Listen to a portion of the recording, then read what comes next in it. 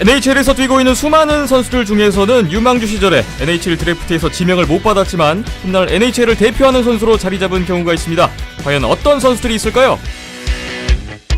아시아리그 아이스하키 2017-2018 개막 프리뷰. 오늘은 그 첫 번째 순서로 국내 3팀과 경쟁하게 될 일본의 4팀과 사할린 등 국외 5팀에 대해 먼저 살펴보겠습니다. 국내 최초, 국내 유일의 아이스하키 팟캐스트 비하인드 넷 110회 시작합니다.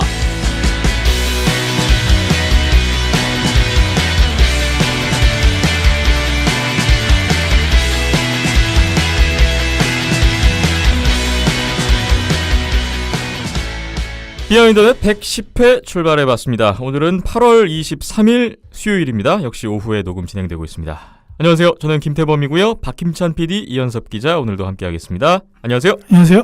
안녕하세요. 네, 아시아리그 개막이 2주도 채 남지 않은 상황에서 오늘도 NHL을 비롯해서 또 아시아리그까지 많은 소식이 준비되어 있는데 먼저 늘 그렇듯이 여러분의 댓글 먼저 보겠습니다. 이번 주에는 페이스북에 댓글이 없었고요. 팟빵 댓글을 볼 텐데 시더맨님 역시 또 와주셨죠? NHL 중계 케이블 TV에서 올 시즌도 볼 수 있다고 다행이라고 하셨고, 그러면서 아시아리그도 케이블 TV 생중계하지 않을까 생각이 든다고 기대를 하시는 것 같아요. 시즌 중반쯤인 11월에는 야구도 끝나니까 기회가 있지 않을까요? 하셨는데요. 글쎄요, 11월이면 야구가 끝나지만 배구 농구가 들어오기 때문에 편성에서 아이스하키가 밀릴 것 같습니다. 네, 자리 차지하기가 쉽지 않고요. 네. 뭐 올림픽 특수를 좀 바라볼 수도 있을 것 같은데, 뭐 그렇다고 해서 시즌 전체를 다 통으로 할 수는 없을 거고, 예. 뭐 이벤트 성격으로 한두 경기 해주거나 아니면은 없거나, 예, 그렇게 가겠죠. 10월이면 배구 농구가 개막을 하기 때문에 이미 10월 그 중순 이후로는 스포츠 방송사들도 야구와 배구 농구 겹치는 것 때문에 좀 많이 곤란해 하더라고요. 예. 네. 그런 경우를 많이 보고 있어서 안타깝지만 케이블 스포츠 채널에서 쉽지 않을 것 같아요. 예. 일단 그렇고요. 시더맨님이 109회에도 5,000원을 후원해 주셨습니다. 감사합니다. 6회 연속 후원. 네. 감사합니다. 네이버 쪽 댓글 보겠습니다. 지난주에 NHL 역대 최악의 드래프트에 대해서 다룬 내용에 대한 반응들이 있네요. 몬트리올 알로에츠님, 최악의 1번 픽 야쿠포프 있을 줄 알으셨대요. 그러면서 하위픽 대박 선수들 기대가 되네요 하셨는데요. 오늘 손상호 기자님 준비하신 내용을 보니까 약간 방향을 바꾸셨더라고요. 사전의 예상으로는 뭐 5라운드에서 뽑았는데 대박이 난 이런 선수들, 이런 걸 예상했는데 그게 아니라 오늘 보니까 아예 드래프트 지명 안 됐는데 대박난 선수들, 이쪽이더라고요. 그게 다음 주쯤 될 수도 있지 않을까요? 하위 픽인데 대박, 이런 거는. 뭐 요구사항들이 계속 댓글이나 이렇게 저희가 얘기를 하고 있으니까 네. 준비를 하시지 않을까. 잠시 후에 손상호 기자 연결해서 또 얘기 들어보겠습니다. KGOD 님도 하이픽 대박은 아무래도 꼴리를 무시할 수 없다. 벤 비숍 얘기해 주셨고요. 바이킹 님, 또 몬트리올 알로에치 님, 꼴리 선수들 언급을 해 주셨어요. 다음 댓글 보겠습니다. 지난 회차 때 저희 보스턴의 다비드 파스트르나크 선수 트레이드 얘기 나왔다고 소식을 전해드렸는데 그거에 대한 또 반응들이 많아요. PATT님, NHL FA 제도에 대해서 설명을 부탁하셨는데 제한적 FA, 비제한적 FA, 지난번에 이현숙 기자님이 말씀 주신 그 내용이에요. 뭐가 뭔지 잘 모르겠다고 하셨어요. 예, 그거 간단하게 설명을 드리면 원래 그것도 한 해 분량 이상으로 가능한 부분인데 간단하게만 그냥 설명드리겠습니다. 먼저 비제한적 자유계약, UFA, Unrestricted Free Agent죠. 이 경우에는 말 그대로 그냥 비제한적 자유계약 신분입니다. 자유계약 신분을 얻는 즉시 다른 팀과 모두 교섭이 가능하고요. 심지어 뭐 다른 오퍼가 온다면 뭐 KHL 이런 데도 당연히 갈 수가 있습니다. 그냥 속박이 없는 그런 자유계약. 흔히 그냥 생각하는 자유로운 FA. 그렇죠. 네. 라고 생각하시면 돼요. RFA 같은 경우는 restricted가 붙습니다. 그러니까 RFA가 되는 거고 제한적 자유계약이라고 할 수가 있는데 팀과 엔트리 레벨 계약, 그러니까 첫 NHL 계약, 이건 몇 회 전에 제가 설명을 드렸었죠. 이 계약이 끝난 선수들이 최초 얻는 신분입니다. 예. RFA 선수들은 일단은 퀄리파잉 오퍼라는 걸 받을 수가 있어요. 팀으로부터 퀄리파잉 오퍼를 받을 수가 있는데 이거를 이제 승인을 하게 되면은 RFA가 이제 1년 계약이 연장되고 RFA 신분도 1년 연장이 되는 겁니다. 예. 그런데 재밌는 거는 선수가 이걸 거부를 해도 RFA 신분이 12월 1일까지 유지가 돼요. 12월 1일이면 거의 시즌 중이네요. 그렇죠. 시즌 중까지 이제 유지가 되고 그러니까 그동안 팀이 이 선수에 대한 권리를 가지고 있는다는 겁니다. 네. 그래서 트레이드가 가능하다라고 말씀을 드렸던 거예요. 12월 1일 전까지는 트레이드가 가능하다. 그렇죠. 네. 그런데 이제 혹시나 이 선수가 RFA는 무조건 어쨌든 원소속 팀과 우선적인 협상권이 있습니다. 예. 그런데 이제 타 팀이 이 선수를 정말 영입하고 싶을 경우가 있잖아요. 사실 이제 몇 년 전에 셰이 웨버 선수가 그랬거든요. 이제 이거는 이제 뒤에 예시를 설명을 드리겠습니다. 타 팀이 이 선수를 영입을 하고 싶다라고 하면은 오퍼 시트를 제출을 하거나 아니면은 UFA 신분을 얻을 때까지 대기를 해야 됩니다. 근데 UFA 신분은 12월 1일부로 획득을 하는 거예요. 예, 그렇게 생각을 하시면 되고 오퍼시트에 대해서 설명해 드릴게요. 타 팀이 영입을 위해서 계약 제한을 하는 겁니다. 그냥 똑같아요. 계약 제한을 하는 겁니다. 그런데 선수가 이제 타 팀의 제안을 받아들이면은 어쨌든 그렇다고 바로 가는 게 아닙니다. RFA 선수는. 네. 일단은 그 원소속 팀에게도 기회가 주어져요. 지금 그 조건을 그대로 예를 들면 뭐 상대 팀이 7년 계약을 7년 뭐 8천만 달러 정도의 수준을 제안했다. 그러면은 우리 팀이 똑같은 조건을 만족을 시키면은 이 선수는 잔류입니다. 예. 그런데 그냥 보낼 수가 있어요. 그렇게 되면은 그냥 보내는 결정을 하게 되면 이 선수는 팀을 떠나는 겁니다. 그런데 샐러리 규모에 따라서 네. 보상이 주어져요. 이제 그 규모 같은 경우에는 이제 조금 더 나가는 부분이라서 그냥 보상이 주어진다는 것만 알고 계시면 될 것 같습니다. 그리고 이거 사실 오퍼시트 자체가 그렇게 많이 없습니다. 왜냐하면은 이 보상 때문에 너무 커요. 그 대가가 너무 큽니다. 예. 막 정말 일정 규모 샐러리가 넘어가면은 4년치 1라운드 픽을 줘야 되고 뭐 그런 게 있어요. 그렇기 때문에 사실상 이루어지지는 않고요. 근데 어쨌든 타 팀으로 이적을 하려면은 정말 제한적인 이제 조건 하에서 이적이 이루어진다라고만 알고 계시면 될 것 같습니다. 예. 이현숙 기자님이 설명을 쭉 주셨는데 PATT님 말씀대로 꽤 복잡합니다. MLB보다는 훨씬 복잡한 거 사실인 것 같고 설명이 도움이 되셨나 모르겠네요. 파스트라나크 선수에 대해서 바이킹님 보스턴 GM이 지역신문에다가 트레이드는 없다고 얘기를 했다. 뭐 이런 말씀을 주셨고요. 예, 제가 이제 뭐 이거 방송 나간고 좀 있다가 바로 이제 보스턴 글로브와 인터뷰를 통해서 왜 그런 이야기가 나온지 모르겠다. 트레이드 없다. 이렇게 이야기를 했습니다. 그렇습니다. KGOD님, 바이킹님, 커피 브레이크님도 파스트라넥 선수에 대한 의견을 함께 나눠주셨습니다. 감사드립니다. 다음으로 드디어 이 선수의 계약 소식이 나왔습니다. 에드먼턴 오일러스의 레온 드라이사이틀 오일러스와 8년 재계약이 발표됐죠. 그거에 대한 또 댓글이 뜨겁네요. KGOD님, 또 몬트리올 알로에츠님, 바이킹님 서로 또 여기에 대한 의견을 나눠주셨어요. 많은 팬들이 기다렸던 소식이 나왔습니다. 예, 뭐 예상대로 8년에 800만 달러 정도 수준의 계약이 완료가 됐고 정확히 말씀드리면 8년 850만 달러입니다. 연간 850만 달러, 전체로 따지면 6,800만 달러가 되겠죠. 예. 그렇게 되는데 뭐 이 정도 수준은 충분히 예상이 가능했죠. 나이를 생각하고 하면은. 그러니까 이제 파스트트랙 선수도 한 이 정도를 요구하지 않을까라는 게 제 생각입니다. 개인적인 생각이고 뭐 2명을 잡은 것 자체는 에드먼턴 입장에서 정말 좋은 일이죠. 하지만 전에도 말씀드렸듯이 캡 유동성이 사실상 없어졌다는 거고 뭐 다른 팀들과 비교할 수도 있지만 피츠버그나 같은 경우에는 벌써 최근에 2연속 우승을 해서 성과가 나왔죠. 예. 그리고 2009년에 우승을 했었고요. 그 다음에 시카고 같은 경우에는 이 계약 이전에 뭐 맛있는 거 다 먹었습니다. 그래서 지금 당장 좀 부진해도 괜찮아요. 하지만 에드먼턴은 이제 플레이오프 진출을 해서 작년에 이제 기대 이상으로 이제 플레이오프 진출해서 좀 더 개화할 타이밍인데 이게 과연 어떤 결과로 나올지 이건 뭐 사실 좀 지켜봐야 돼요. 이 두 선수가 뭐 크루즈 마킨의 대항마가 될 수도 있지 않습니까? 거의 뭐 그 정도까지도 올라올 수 있는 가능성은 있는 선수지만 이게 지금 당장을 놓고 보면은 어쨌든 좀 캡 유동성에 큰 해가 되는 거는 사실입니다. 몬트리올 알로에츠님도 시카고는 우승이라도 해봤지 오일러스 이제 시작인데 하시는 말씀 주셨고 이현숙 기자님 얘기와 같은 말씀이시네요. 맥데이빗과 드라이사이트를 동시에 품은 에드먼턴 오일러스입니다. 빨리 우승을 해야겠어요. 이 논란을 잠재우기 위해서는. 다음 댓글 보겠습니다. 질문이 들어왔는데요. PATT님 댓글이에요. NHL 루키는 어떤 식으로 돈을 주고 몇 년간 구단에 묶여 있을 수 있는 걸까요? 답변 부탁드립니다 하셨는데 커피 브레이크님이 ELC에 대해서 설명을 달아주셨네요. 예, 제가 몇 해 전에도 말씀을 드렸고 지금 커피 브레이크 님의 설명이 좋아요. 예, 이걸 참고하시면 될 것 같습니다. 네, 커피 브레이크님의 설명이 대체될 것 같습니다. 고맙습니다. 그 외에 댓글들이 더 있는데요. 문백님 댓글이 있습니다.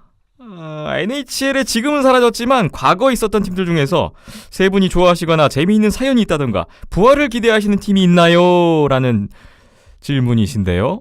어떤 팀들이 있나요? 저는 애틀랜타를 조금 좋아는 했었습니다. 그런데 사실 애틀랜타라는 뭐 위치도 그렇고 그렇게 뭐 인기가 없어서 어쩔 수가 없었는데 부활을 할 가능성도 거의 없어요. 사실 이 팀 거의 같은 없다. 경우는 너무 이제 애틀랜타에 연고지를 둘 때 그렇게 성과가 좋지 않았기 때문에 그렇고요. 예, 참 잘 모르겠네요. 근데 퀘벡 쪽에 팀이 하나 더 생겨도 괜찮을 것 같다는 생각은 들어요. 왜냐하면 예. 이제 뭐 몬트리올 쪽이랑 이제 캐나다 동부 쪽에서 이제 또 라이벌리가 생성이 될 수도 있는 거고 그렇기 때문에 예, 그러면 퀘벡 노르딕스가 되겠죠 아마 예. 이제 새로운 팀이. 박김찬 PD님은 어떻습니까? 저는 뭐 예전 팀들 잘 몰라서요. 예. 다만 이제 캐나다 팀들이 많이 없으니까 캐나다 쪽에 좀 팀들이 더 생겼으면 좋겠다라는 생각은 갖고 있습니다. 근데 좀 유력한 데는 시애틀이 아마 좀 유력하긴 할 겁니다. 휴스턴, 시애틀이 좀 유력하고 예. 지금 팀 균형을 봤을 때는 동부가 팀이 아직도 많아요. 그렇기 때문에 새로운 팀이 생기면 서부 쪽에 생길 가능성이 높습니다. 그렇네요. 저도 박김찬 PD와 비슷한데 예전에 NHL 안 봐서 잘 몰라요.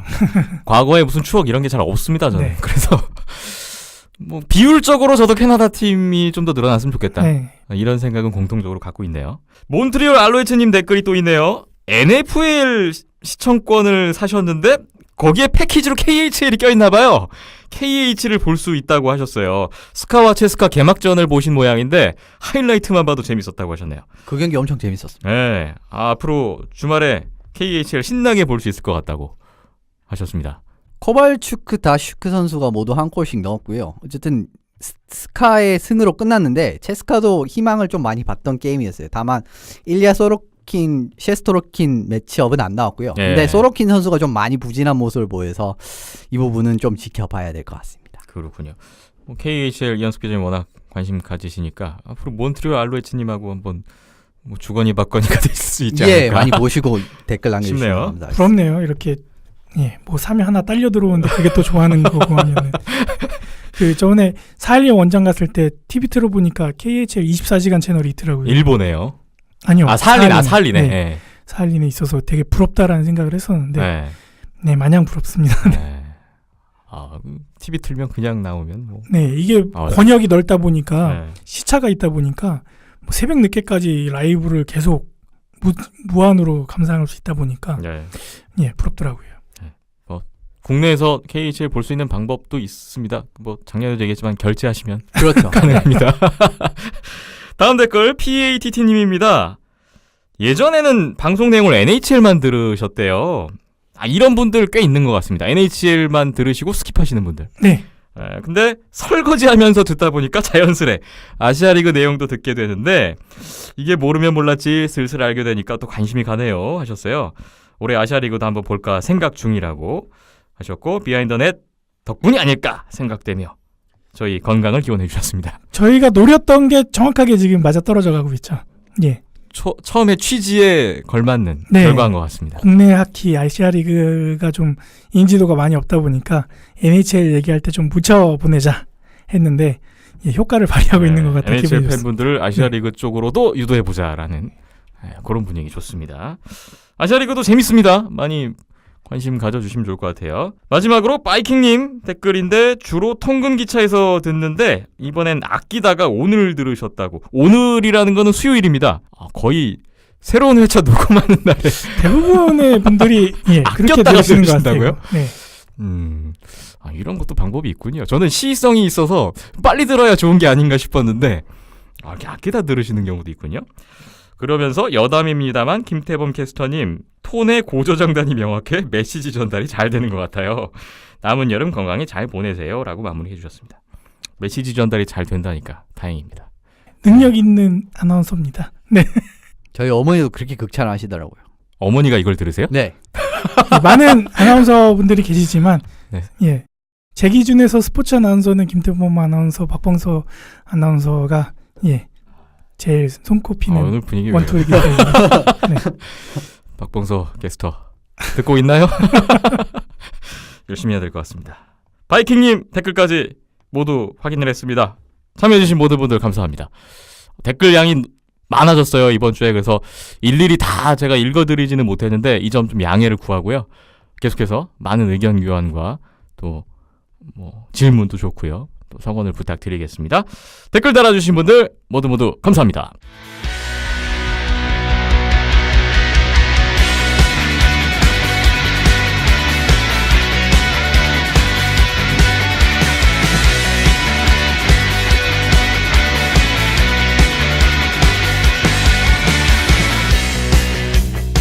비하인더넷 캐나다 밴쿠버 바로 연결해서 손성호 기자 만나보겠습니다. 손성호 기자님 안녕하세요.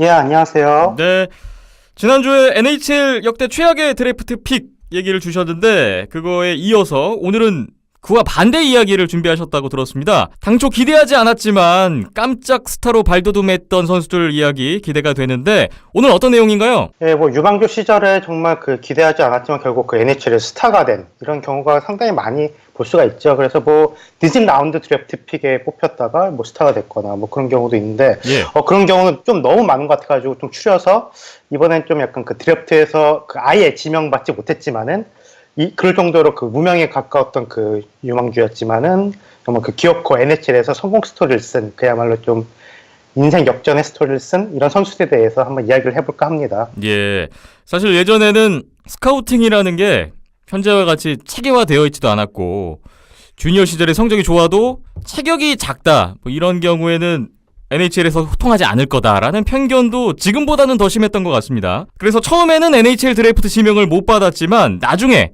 NHL에서 엄청난 성공을 거둔 경우가 꽤 많았었죠. 그렇죠. 옛날 한 20년 전만 해도 이런 경우가 더욱더 많았던 것 같은데 뭐 옛날 뭐 선수들 중에서 뭐 아담 오티스, 뭐 디노 시카렐리, 뭐 조 멀렌 뭐 여러분들께서 그 아실지 모르겠지만 이런 선수들 모두 그 드래프트에서 그 작은 체격 때문에 그 주니어 시절에 그 좋은 성적을 보내고도 그 지명을 받지 못했지만은 결국 그 NHL에서 그 1000포인트 이상 기록하면서 그 명예 견당에 헌액된 선수들이에요. 네.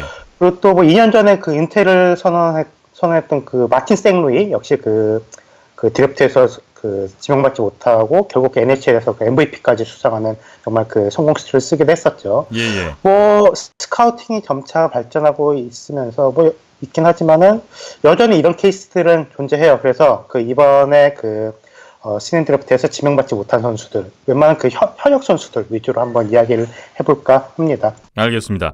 우선 첫 번째로 꼽아주신 선수는 지난 시즌에 4번째 우승을 차지하면서 현역 선수들 중에서 가장 많은 우승을 경험한 선수가 된 크리스 쿠니츠입니다. 쿠니츠는 2014 소치 올림픽에서 캐나다 국가대표로 금메달을 따기도 했었죠? 네, 뭐 쿠니츠 지난 한 10년 넘게 그 항상 뭐 1라인, 2라인 이렇게 이런 라인에서 그 좋은 활약을 했던 선수였는데 사실 쿠니츠는 그 주니어 시절에 그 NHL 선수들 그렇게 그 몇 명 배출시키지 못한 그 캐나다 주니어 A리그 그 사스카추안 주니어 하키리그라고 SJHL이라는 그 리그에서 뛰었었는데 예.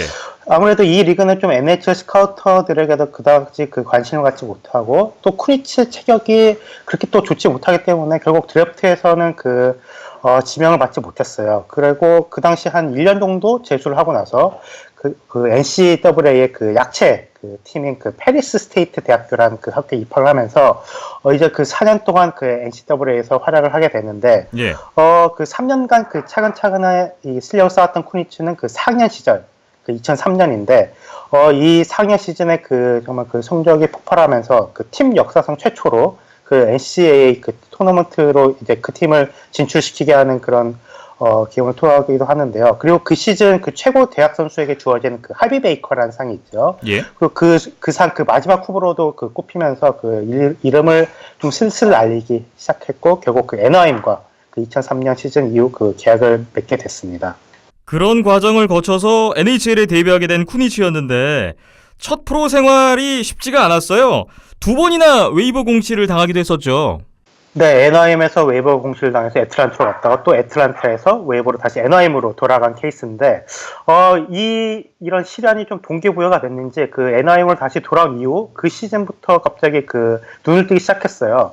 그 쿠니츠 같은 경우는 그 플레잉 스타일을 보면은 그 스킬이 뭐 아주 막 뛰어나거나 막 체격이 좋거나 뭐 이런 건 아니지만은 그 굉장히 배짱이 있고 그 골문 앞으로 돌진하고 그 퍽이 가는 곳을 아는 이런 좀 하키 센스가 있고 또 상대방을 아주 진짜 정말 짜증나게 하는 법을 아는 선수 중 하나죠. 그래서 많이 그 안티 팬들도 많은데 2007년 시즌 당시에 그 NRM 그 당시 일라인이었어요. 그 티모 셀라니, 앤디 맥도날드와 함께 그 일라인을 만들면서 그 2007년 시즌 그 우승에 그 쿠니츠는 큰 공헌을 하기도 합니다.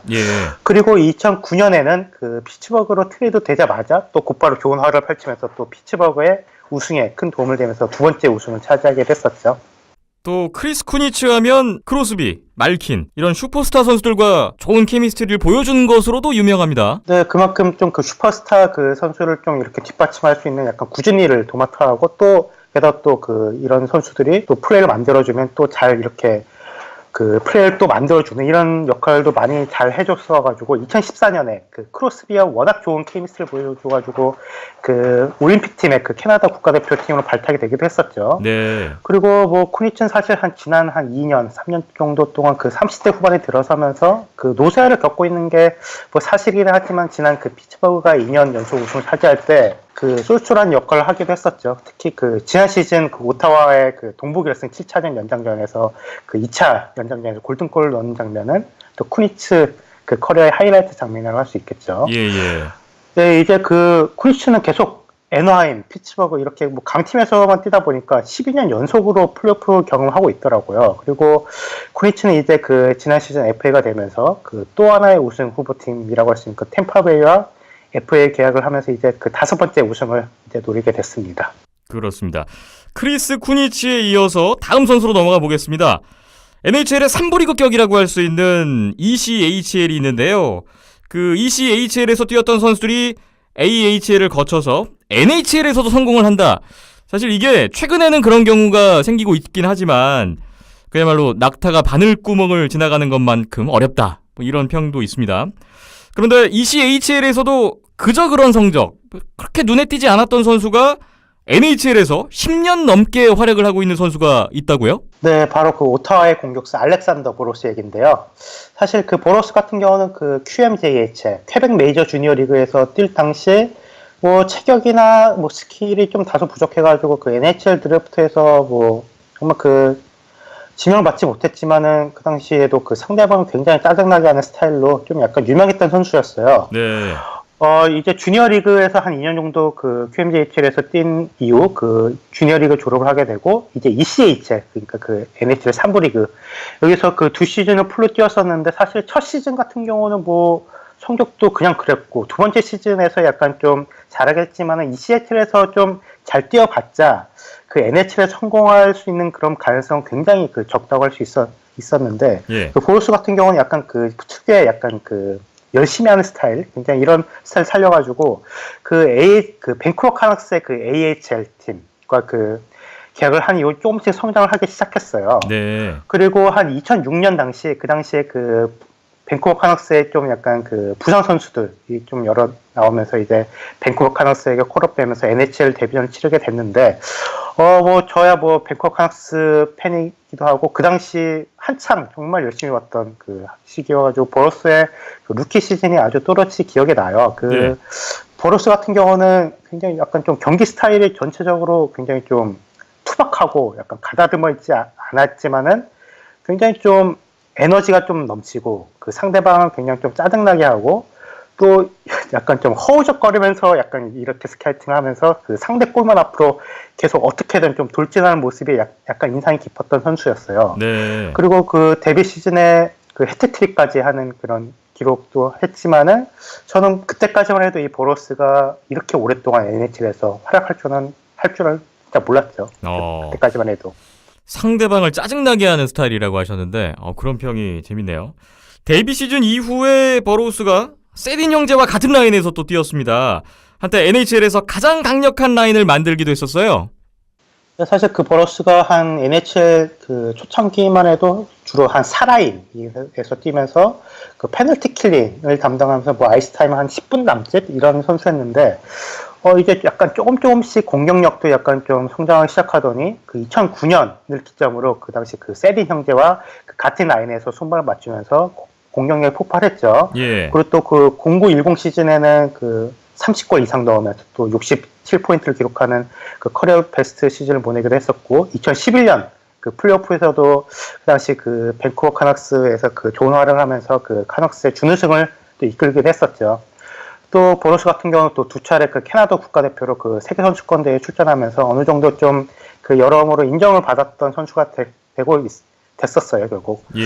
그 보러스의 옛날 인터뷰나 이런 거 보면은 하키 모토가 있어요. 그 보러스의 하키 모토가. 예. 뭐 상대 선수와 친구가 될 필요는 없다. 일 정도로 그 상대 선수들을 어떻게든 진짜 그 엄청나게 짜증나게 하는 스타일로 정말 논란도 많았었죠. 뭐 상대 선수의 뭐 손가락을 깨운다든지 약간 뭐 머리카락 잡아당긴다든지 이런 일도 있었지만은 사실 뭐 상대팀 선수들이나 팬들한테는 뭐 정말 안티가 많았던 선수이지만은 그 지난 그 데드라인 때 오타이로 트레이드 되기 전까지는 그 밴쿠버 카낙스 팬들에게는 정말 그 10년 동안 그 누구보다 많은 사랑을 받았던 선수였어요. 네. NHL에서 가장 안티가 가장 많은 선수 중 하나이긴 하지만은 한때 그 NHL의 3부 리그 ECHL에서도 그저 그랬던 선수가 NHL에서 그 30골 이상 또 그 넣는 시즌을 보냈고 그 800경기 이상 뛸 정도로 성공 케이스는 앞으로도 좀 나오기 힘들 것 같아요. 알렉산더 버로우스의 상대를 짜증나게 하는 그 스타일 NHL에서는 제대로 통했던 것 같습니다. 이런 선수가 우리 팀에 있으면 참 좋죠. 남의 팀에 있으면 되게 얄미운데. 예. 다음으로 소개할 선수 보겠습니다. 현재 NHL 최고 투웨이 수비수 중 하나로 거론이 되고 있는 선수인데요. 바로 캘거리 플레임스의 캡틴 마크 지오다노입니다. 네, 그 지오다노 역시 NHL 드래프트에서 결국 외면을 받았었는데 그 드래프트에 지명이 될 나이에 그 주니어 A리그에서 뛰면서 그 무명이었던 지오다노는 그 만 19세 나이로 좀 뒤늦게 좀 OHL에서 뛰면서 조금씩 성장을 하게 돼요. 예. 하지만 그 OHL에서 한 2년간을 뛰고 나서 주니어 리그 졸업을 하게 된 지오다노는 좀 하키 선수로서의 그 미래가 그다지 밝지 않아가지고 그 캐나다 그 당시 그 대학교 그 온타리오의 요크 대학교라는 데가 있는데 그 대학교에 이제 들어가려고 이제 준비도 했었을 정도로 좀 이제 좀 다른 커리어를 찾아보기로 했었다고 하는데 그러나 그 여름에 그 캘거리 플레임스 트레이닝 그 캠프에 초청받고 거기서 좀 그 투기의 성실함으로 그 캘거리 이 스태프들에게 눈도장을 찍은 이후 그 결국 그 캘거리 AHL 팀에서 이제 그 계약을 해서 이제 한 시즌을 뛰게 됐죠. 그랬던 지오다노가 결국 캘거리에서 NHL에 데뷔를 했는데요. 하지만 성적이 특별하지 않았고 그 이후에는 KHL에서도 한 시즌을 뛰었더라고요.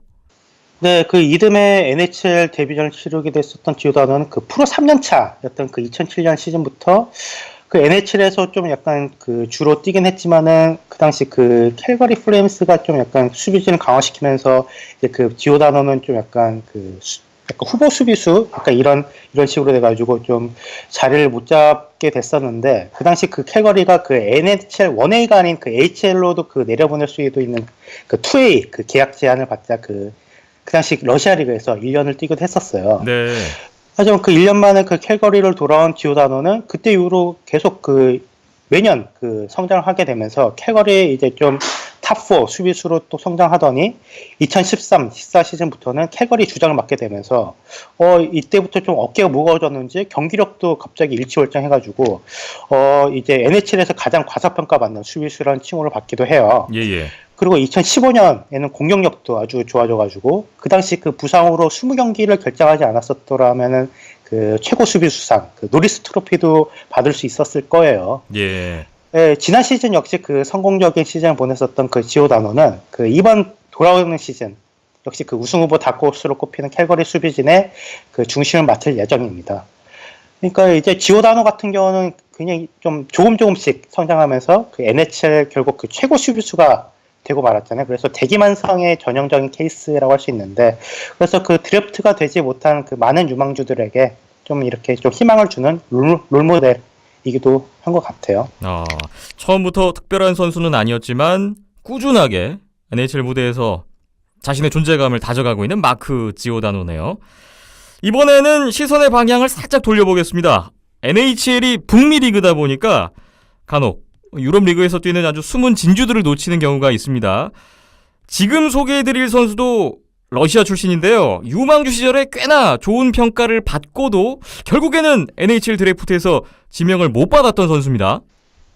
네, 바로 그 알테미 파나린이죠. 이제 뭐 파나린 같은 경우는 2010년 신인 드래프트에서 지명받을 수 있었던 나이였지만은 그 당시 뭐 KHL에서도 좀 데뷔를 해가지고 나름 괜찮은 성적을 보내서 좀 그 당시 충분히 그 드래프트에 지명받을 수 있는 선수라는 예상이 됐지만은 뭐 작은 체격 때문인지 결국 외면을 받고 말았어요. 예. 그리고 또 그 드래프트에서 지명받지 못했던 것 때문에 그 자극을 받았었는지 그 2010년 그 시즌에 그 주니어 선수권 대회에서 그 캐나다 그 결승전에서 그 결승골 넣으면서 그 당시 그 러시아가 3대 0에서 5대 3으로 뒤집는 그 대역전극 우승의 주역이 되기도 했었고 KHL에서도 계속해서 굉장히 성공하는 이런 성공 스토리를 써내려 갔는데, 그리고 그 2015년 당시에 그 당시 KHL에서 엄청난 활약으로 그 당시 그 소속팀인 그 SKA 그 상트페테르부르크를 우승을 이끌면서 파나리는 이제 KHL에서 이제 더 이상 보여줄 게 없다 그러면서 NHL 행을 선언하게 됐죠. 파나린이 NHL에 가겠다고 선언했을 때 NHL의 많은 팀들로부터 러브콜을 받았습니다.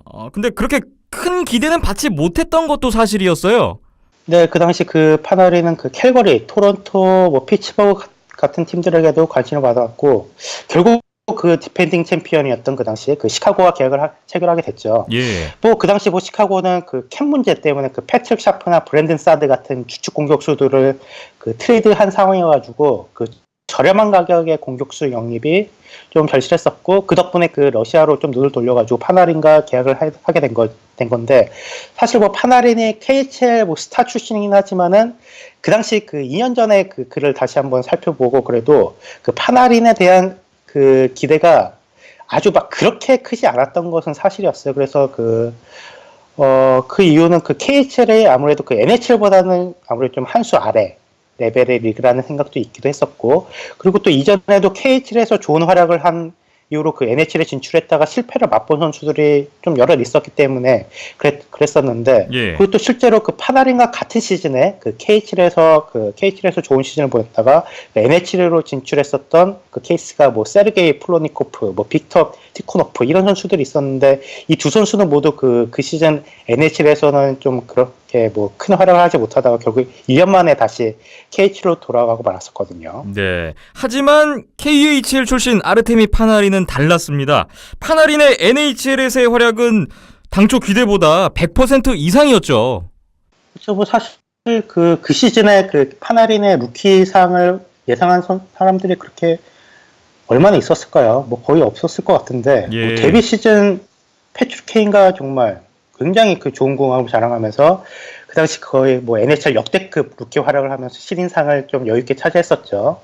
그리고 또 지난 시즌에서도 이제 그 2년차 그 징크스를 이제는 활용을 하면서 이제 그 NHL 최고의 레프트 윙으로 자리 잡았는데 뭐 사실 얼마 전에 그 콜럼버스로 트레이드 되긴 했지만은 콜럼버스에서 이제 앞으로 그 거의 에이스 역할, 이제 돌격대장 역할을 할 것으로 보이는데 어쨌든 그 파나린의 활약 때문에 NHL 팀들도 그 KHL 선수들에 대한 시선이 점차 좀 긍정적으로 바뀌고 있는 것이 사실인 것 같아요. 예. 뭐 지난 시즌만 봐도 뭐 KHL에서만 그 계속 활약했었던 그 수비수 그 니키타 자이세프라든지 이런 선수가 그 토론토로 건너가서 좋은 시즌을 보냈었고 또 이번 시즌 앞두고도 그 당시 뭐 지난 시즌까지 KHL 최고 스타였었던 그 바딘 슈퍼초프가 이번 오프 시즌 때 그 골든 나이츠와 좋은 계약을 체결하긴 했었잖아요. 예. 그리고 또 이 두 선수 그 자이세프, 슈퍼초프 둘 다 그 NHL 드래프트에서 지명조차 받지 못했지만은 결국 그 KHL에서 성공 스토리를 쓴 다음에 NHL로 건너간 케이스인데 이렇게 그 파나린이 이 북미리그에서 그 검증되지 않은 그 KHL 출신 선수들도 그 NHL에서도 이제 성공할 수 있다는 이런 좋은 이런 케이스가 만들어져가지고 앞으로도 이제 NHL 팀들은 이제 KHL 선수들에게 많은 좀 관심을 갖지 않을까 이렇게 생각이 되네요. 네. 저도 여담입니다만 오늘 녹음 이 장소에 이현습 기자님이 파나린의 유니폼을 입고 오셨어요. 이 내용을 염두에 두고 이런 선택을 하신 건지 아까 처음에 봤을 때 깜짝 놀랐거든요. 이걸 보여드릴 수가 없어서 손상원 기자님께도 좀 보여드리고 싶고 청취자분들도 좀 보셨으면 좋겠는데 아쉽네요. 이현숙 기자님 파나린 얘기 지금 나누고 있는데 어떠세요? 예, 오늘 이것보다는 KHL 개막해가지고 러시아 국가대표팀 파나린 저지를 입고 왔는데 예. 어떻게 딱 맞아 떨어지게 됐네요. 어떻게 콜럼버스 파나린 유니폼 사실 계획은 없으시고요? 그건 좀 생각해봐야 될 것 같습니다. 지금 파나린이 나중에 오타와 세나토스로 이적을 하게 되기를 바로 삽니다. 예. 기대해 보겠습니다. 파나린 같은 선수 보면 KHL이라든지 뭐 유럽 리그 좀 더 관심을 가지게 되는 것 같습니다. 자, 이번에는 아이스하키에서 큰 의미를 가지는 포지션입니다. 바로 골리 얘기를 해보겠습니다. 골리라는 포지션이 NHL에서도 뭐 그런데 제대로 자리를 잡기까지 워낙 시간이 좀 많이 걸리고요. 변수도 많습니다. 그래서 신인 드래프트에서 높은 순위로 지명을 받아도 실패를 하는 경우가 흔했고요. 그 반대로 유망주 시절에 좋은 평가를 못 받았지만 결국은 NHL에서 성공을 하는 그런 케이스도 다른 포지션에 비해서는 많은 편인 것 같아요. 근데 그쵸, 현재 그 NHL에서 뛰고 있는 선수들 중에서 대표적으로 그 콜럼버스의 세르게이 버브롭스키, 또 에드먼턴의 캠 탈벗, 또 그 세노세 샥스 그 마틴 존스가 그런 것 같은데요. 예. 이 세 선수 모두 이제 그 이번 그 2017-18 시즌 그 시즌 앞두고 현재 팀 내 독보적인 그 주전 골리기도 하고 NHL 또 대표한 또 골리로 이제 그 앞으로 그 이번 시즌에 그 베지나 트로피 후보로도 꼽히는 선수들인데 이 세 선수의 또 공통점이 있다면 또 NHL 드래프트에서 그 지명조차 받지 못해서 결국 그 지명받지 못했었던 그 무명의 그 신인 좀 약간 그 유망주 골이었다는 사실이었죠. 네, 세 선수 모두 드래프트에서 지명을 못 받았다라는 공통점이 있는데 하지만 NHL에 입성하기까지의 길은 세 선수 다 달랐습니다. 네, 그쵸. 그 앞서 소개해드린 그 4명의 선수들 보면 다 그 어떻게 보면 좀 약간 길이 달랐잖아요. 뭐 쿠니츠 같은 경우는 NCAA를 통해서 성장했고, 뭐 보로스나 뭐 마크 지오다노 같은 경우는 그 CHL 캐나다 주니어 리그를 통했고, 또 파나린 같은 경우는 그 유럽 리그 KHL 같은 리그를 이제 그 통해서 NHL까지 오기까지 좀 길이 다 달랐는데, 예. 이 그 골리 3인방 그 보브롭스키, 그 마틴 존스, 캠 탈보 역시 다 그 NHL 주전 골리로 성장한 스토리가 다 다른 게 좀 눈에 띄더라고요. 예. 우선 뭐 보브롭스키 같은 경우는 그 KHL에서 그 좋은 활약을 하면서 결국 그 NHL로 올 수 있었고, 캠 탈보 같은 경우는 또 NCAA를 통해서 그 NHL로 올 수 있었고, 마틴 존스는 그 캐나다 주니어 리그, 그 당시 그 WHL에서 뛰면서 그 성장한 이후 그 마이너 리그에서 프로 성을 갔다가 결국 NHL에서 성공하게 된 케이스였죠. 예. 어쨌든 이 세 명의 골리들을 보면은, 그러니까 뭐 신인 드래프트에서 굳이 뭐 높은 지명권으로 그 골리들을 지명할 필요가 없다는 생각이 계속 들고 있어요.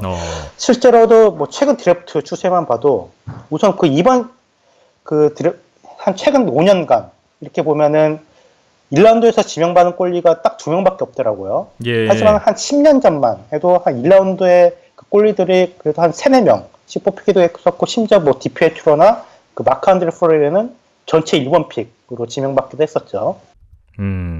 말씀 듣다 보니까 골리라는 포지션이 이제 점점 육성이라는 개념에 포커스가 맞춰지는 추세가 아닌가 이런 생각을 해보게 됩니다. 골리 선수들 얘기까지 오늘 여러 명의 선수들이 거론됐습니다. 이 외에도 드래프트에서 지명 안 된 선수들 중에서 NHL에서 눈에 띄는 족적을 남기고 있는 선수들은 더 많죠.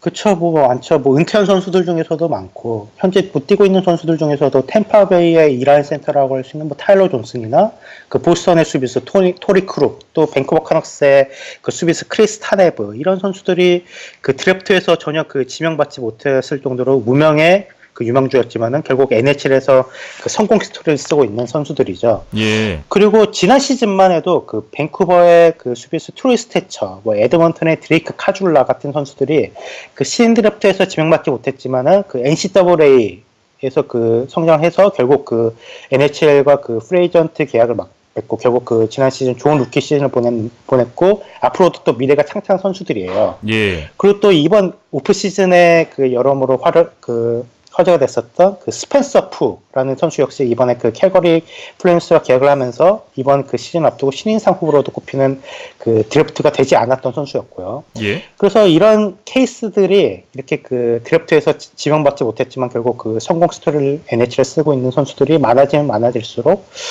하키 유망주들이 그 NHL 드래프트에서 지명받지 못했다고 좀 상당히 좀 더디하고 이제 실망하지 않고 계속해서 열심히 할 수 있는 동기부여를 만든 것 같아가지고 이런 선수들이 많아지면 많아질수록 또 팬들 입장에서도 또 재밌고 또 그 유망주들 입장에서도 많이 희망이 되는 이런 스토리인 것 같아요. 그렇네요. 드래프트에서 지명 안 됐다고 그걸로 끝이 아닌 것 같습니다. 자, 오늘 소개됐던 성공 사례들 보면서 또 많은 선수들 자극을 받고 또 희망을 가질 수 있었으면 좋겠습니다. 오늘 손성우 기자님 얘기 이제 마무리할 시간이 됐는데요. 사실 하위 라운드, 하위 픽 선수들 성공 사례 얘기를 예상했었는데 조금 그와는 달랐어요. 혹시 이 부분도 준비를 하고 계신가요? 글쎄 그 워낙 많다 보니까 예. 원래 그렇게 준비를 하려고 그랬었는데 굉장히 많더라고요. 뭐 5라운드 이후에 뽑힌 선수만 해도 뭐 제미 벤이라든지 이런 선수들이 정말 많은데 그래도 한번 추려봐서 한번 다음 주쯤 다시 한번 다뤄볼까요? 어떨까요? 네. 네. 뭐 많은 분들이 기대하고 기다리시면 포용을 해주시면 좋을 것 같기도 하고요. 하지만 뭐 선택은 손성우 기자님 자유니까요. 다음 주에 뭐 기대를 갖고 한번 기다려 보겠습니다. 오늘 말씀 고맙습니다. 이만 보내드릴게요. 다음 주에 뵙겠습니다. 고맙습니다. 예, 네, 감사합니다.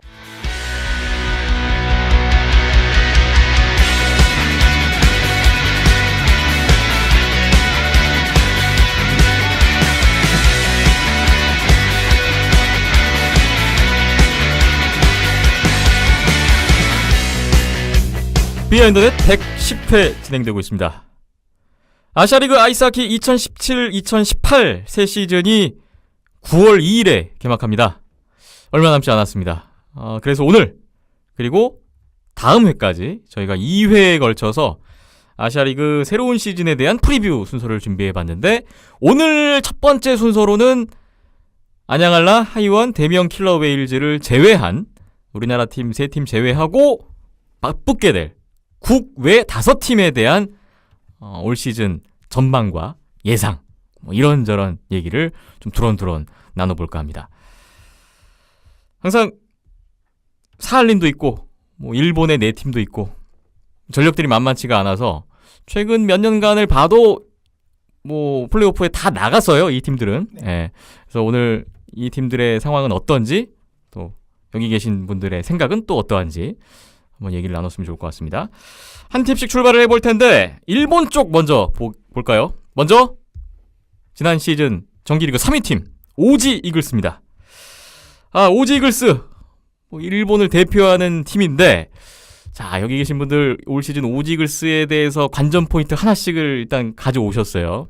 자, 어떤 얘기들이 나올지 이현숙 기자님부터 한번 출발해볼까요? 오지 이글스 올 시즌 어떻게 보십니까? 예, 뭐 오지 같은 경우에는 최근 3년간 오지는 항상 뭐 우승을 노릴 텐데 근데 좀 실망스러운 모습이죠. 이제 구단이 생각했던 것보다는 좀 실망스러운 모습을 보이고 있는데 뭐 한 2년 전부터는 외국인 선수들도 조금씩 선발을 하고 있고 작년에는 정말 심기일전하고 나갔지만 실패를 했습니다. 그래도 전략 자체는 굉장히 탄탄해요. 지금 오노다 타쿠토가 넘버원 골리의 모습을 확실하게 보여주고 있고요. 뭐 플레이오프의 실패는 좀 둘째 치더라도 이 선수가 이 정도로 성장을 할 것이다 라고 그렇게 딱 낙관하면서 전망하신 분은 그렇게 많지 않았을 것이라고 생각합니다. 그리고 뭐 그래서 골리 문제가 일단 해결이 됐고 수비진에는 또 대부분이 일본 국가대표팀에 상시 소집되는 멤버들이기 때문에 수비 역시 탄탄합니다. 그리고 뭐 올해 뭐 베이유, 텔럭슨도 합류를 했고 항상 뭐 오지는 괜찮은 선수들이 즐비하기 때문에 테러 히로미치 선수가 나가긴 했지만 그래도 이 선수 정도 공백을 메울 수 있는 선수들은 오지에 많아요. 그렇기 때문에 뭐 오지의 전력은 여전히 탄탄하다라고 평가드릴 수 있을 것 같습니다. 올 시즌에도 오지 이글스는 그래도 어느 정도 기본 이상은 할 것 같은 그런 예상이신데요. 오노다 타쿠토 골리 얘기가 나왔어요. 올 시즌에도 뭐 오지의 중심을 잡아줄 것이라고 기대가 되는데 오지 이글스의 골리 상황 박김찬 PD는 또 골리 덕후로서 하실 말씀이 있을 것 같아요. 예, 뭐 저는 이제 프리뷰 준비하면서 골리들만 쭉 살펴봤는데 뭐 오지 이글스가 그나마 일본 팀들 중에서는 상황이 제일 그나마 괜찮죠. 예.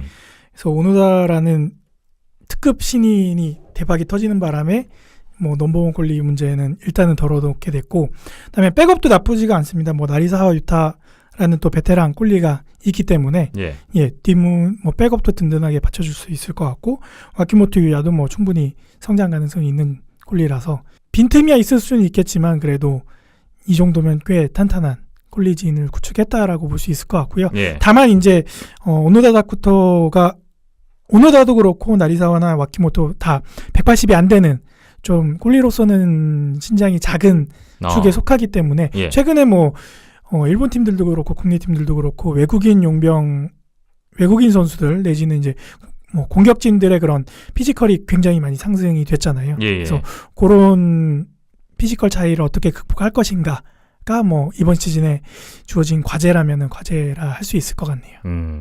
사이즈에서 따르는 어려운 점이 일단 극복 과제가 될 수도 있다라는 변수 하나를 말씀 주셨고, 전체적으로 오노다부터 시작해서 백업까지 균형이 다른 팀들에 비해서는 잘 맞는 네. 그런 인상을 주는 지금 오지글스의 꼴리 상황이네요. 이현석 기자님은 올 시즌 오지글스의 키 플레이어를 한 명 꼽아주셨는데요. 새로 들어온 선수를 뽑으셨네요. 예, 베르텔럭슨 선수를 뽑았습니다. 외국인 선수. 그렇죠. 에이스베렌 베를린에서도 정말 수준급의 스코어러로 모습을 보여줬는데 아시아리그 데뷔를 하게 됩니다. 지금 오지가 프리시즌 경기를 2경기 치렀어요. 같은 홋카이도에 위치한 일본 제지 크레인에서 2차례 경기를 치렀는데 예. 베이유 텔럭슨 선수가 매 경기 포인트를 합작을 했습니다. 그렇기 때문에 이 듀오가 여기서 알 수 있는 점은 올 시즌에 이 두 선수가 같이 빙판에 오를 확률이 굉장히 높다는 걸 의미하고, 혹시나 이 듀오가 올 시즌 정말 많은 득점을 합작을 하게 된다면 오지가 공격 부분에서도 물꼬가 트이면서 쭉 올라갈 수 있는 계기가 될 수도 있는 시즌이 될 것 같아요. 스테판 베이유와 베리 텔럭슨의 조합, 기대가 되네요. 저도 이제 오지글스에 대해서 한마디를 거들어야 되는데, 새로 베리 텔럭슨 선수가 들어왔습니다. 사실 지난 시즌에 맨 멀리 선수가 활약이 워낙 좋았고, 이 텔럭슨 선수가 맨 멀리 선수의 그 역할을 그대로 뭐 대체하지 않을까 기대를 하고 있는데, 전체적으로 이렇게 로스터를 보면 다른 팀들은 참 변화가 많잖아요. 국내 팀들 특히 더 심하고. 근데 오지글스가 그나마 아시아리그에서 올 시즌에 지난 시즌에 비하면 로스터 변화가 가장 좀 적은 팀이 아닌가, 좀 이런 생각을 해봤습니다. 그래서 그런 상황이라면 좀 젊고 어린 선수들이 더 클 텐데 뭐 그런 성장에 좀 기대를 걸어봐야 되지 않을까 해서 저는 이제 한 4명의 5명의 선수 정도 꼽아봤는데, 일단 다카하시 세이지, 이 선수가 어느덧 아시아리그 7년 차를 맞이합니다. 지난 시즌까지 최근 3년간 40포인트, 평균 40포인트 이상을 했었고요. 그래서 올 시즌에 더 기대가 되고, 또 지난 시즌 26포인트, 그 전 시즌에도 25포인트 했던 에치 코토모야 선수도 주목을 해보면 좋을 것 같고요. 이제 만 20살, 지난 시즌 데뷔 시즌에 7골에 4도움 했던 나카야시키 유시라든지, 뭐 수비 쪽에서도 벌써 리그 7년차 많은 하시모토료, 또 이번 시즌에 새롭게 신인으로 들어온 콘 유스케 선수까지, 이런 좀 어린 선수들이 얼마나 성장을 해서 팀에 녹아들지, 좀 이런 부분 보는 것도 좀 좋은 포인트가 되지 않을까 생각을 해봤습니다. 이현숙 교수님은 오지글스의 영건들 중에서 혹시 기대하고 있는 선수 계세요? 예, 뭐 다카이 세이지 선수가 예전부터 굉장히 뭐 어떻게 보면 일본 하키 지금 오지글스의 쿠지슈의 다음에 누구냐 하면 다카이 세이지거든요. 예. 그리고 구단 역시 다카이 세이지 선수를 굉장히 밀어주고 있는 상황입니다. 그래서 뭐 사실 이것 때문에 좀 문제점이 드러나는 부분도 있는데, 그건 제가 예전에 뭐 몇 번 말씀드린 바가 있었던 것 같기도 하고요.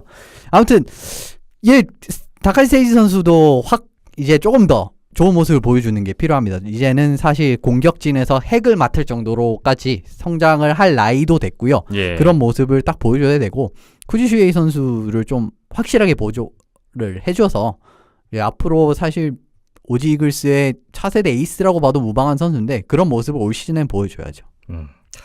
다카시 세이지 24살 또 기대를 해봅니다. 한마디 마지막으로 덧붙이자면 오지글스는 올 시즌에 저 개인적으로는 안양할라의 징크스를 좀 깨야 되지 않나. 벌써 2년간 지금 정규리그 12연패를 했거든요. 그런 것도 오지글스로서는 과제가 되지 않을까 생각을 해봅니다. 오지이글스 먼저 봤습니다. 다음 일본 제지 크레인즈를 보겠습니다. 일본 제지 크레인즈 지난 시즌 정규리그 4위 팀인데 올 시즌에는 어떤 모습일지 궁금해지네요. 이현숙 기자님, 크레인즈의 전력 어떻게 보시나요? 예, 지금 크레인즈 같은 경우는 좀 과도기에 접어들었다라고도 말씀을 드릴 수 있습니다. 매년 신인 선수들을 한두 명씩 좋은 신인 선수들을 이제 영입을 하면서 전력을 조금씩 바꿔나가고 있는 단계거든요. 예. 그래서 사실 이번 시즌 전력을 봤을 때는 아주 좋은 성과를 낼 수 있을 것이다? 라고는 조금 의문이 들긴 해요. 그래도 미래가 어둡진 않아요. 사실 뭐 지금 일본 팀들이 다 그런데 좀 젊은 선수들로 다들 전력이 개편되고 있는 상황이기 때문에 그런데요. 그런데 뭐 일본 재즈 크레인스는 역시나 좀 불안한 골텐딩이 결국 올 시즌은 가장 큰 발목을 잡을 가능성이 클 것 같습니다. 아, 꿀텐딩. 저도 지금 크레인즈 하면 골리 부분이 걱정이 되는 게 이시카와 히사시 선수가 은퇴를 했어요. 그래서 올 시즌에 이노우에 미치아키 선수가 넘버원 골리로서 지난 시즌보다 훨씬 역할이 중요해질 것 같은데 일단 어깨가 무거운 상황에서 근데 경기를 하다 보면 다칠 수도 있는 거고 뭐 부진에 빠질 수도 있는 거고 이런 좀 문제들이 나타나잖아요. 혹시 이노우에 미치아키가 부상이나 부진에 빠진다. 이럴 경우에 크레인즈는 큰 타격이 되지 않을까 좀 이런 걱정도 들거든요. 박균현 PD, 크레인즈 골리 상황 어떻게 생각하시나요? 일본 팀들 중에서 일본 팀들 사할림 포함해서 외국 5개 팀 중에서는 가장 지금 골리 상황이 어려운 상황에 놓여 있지 않나라는 생각이 들 정도로 넘버원 골리도 약간은 불안하고요.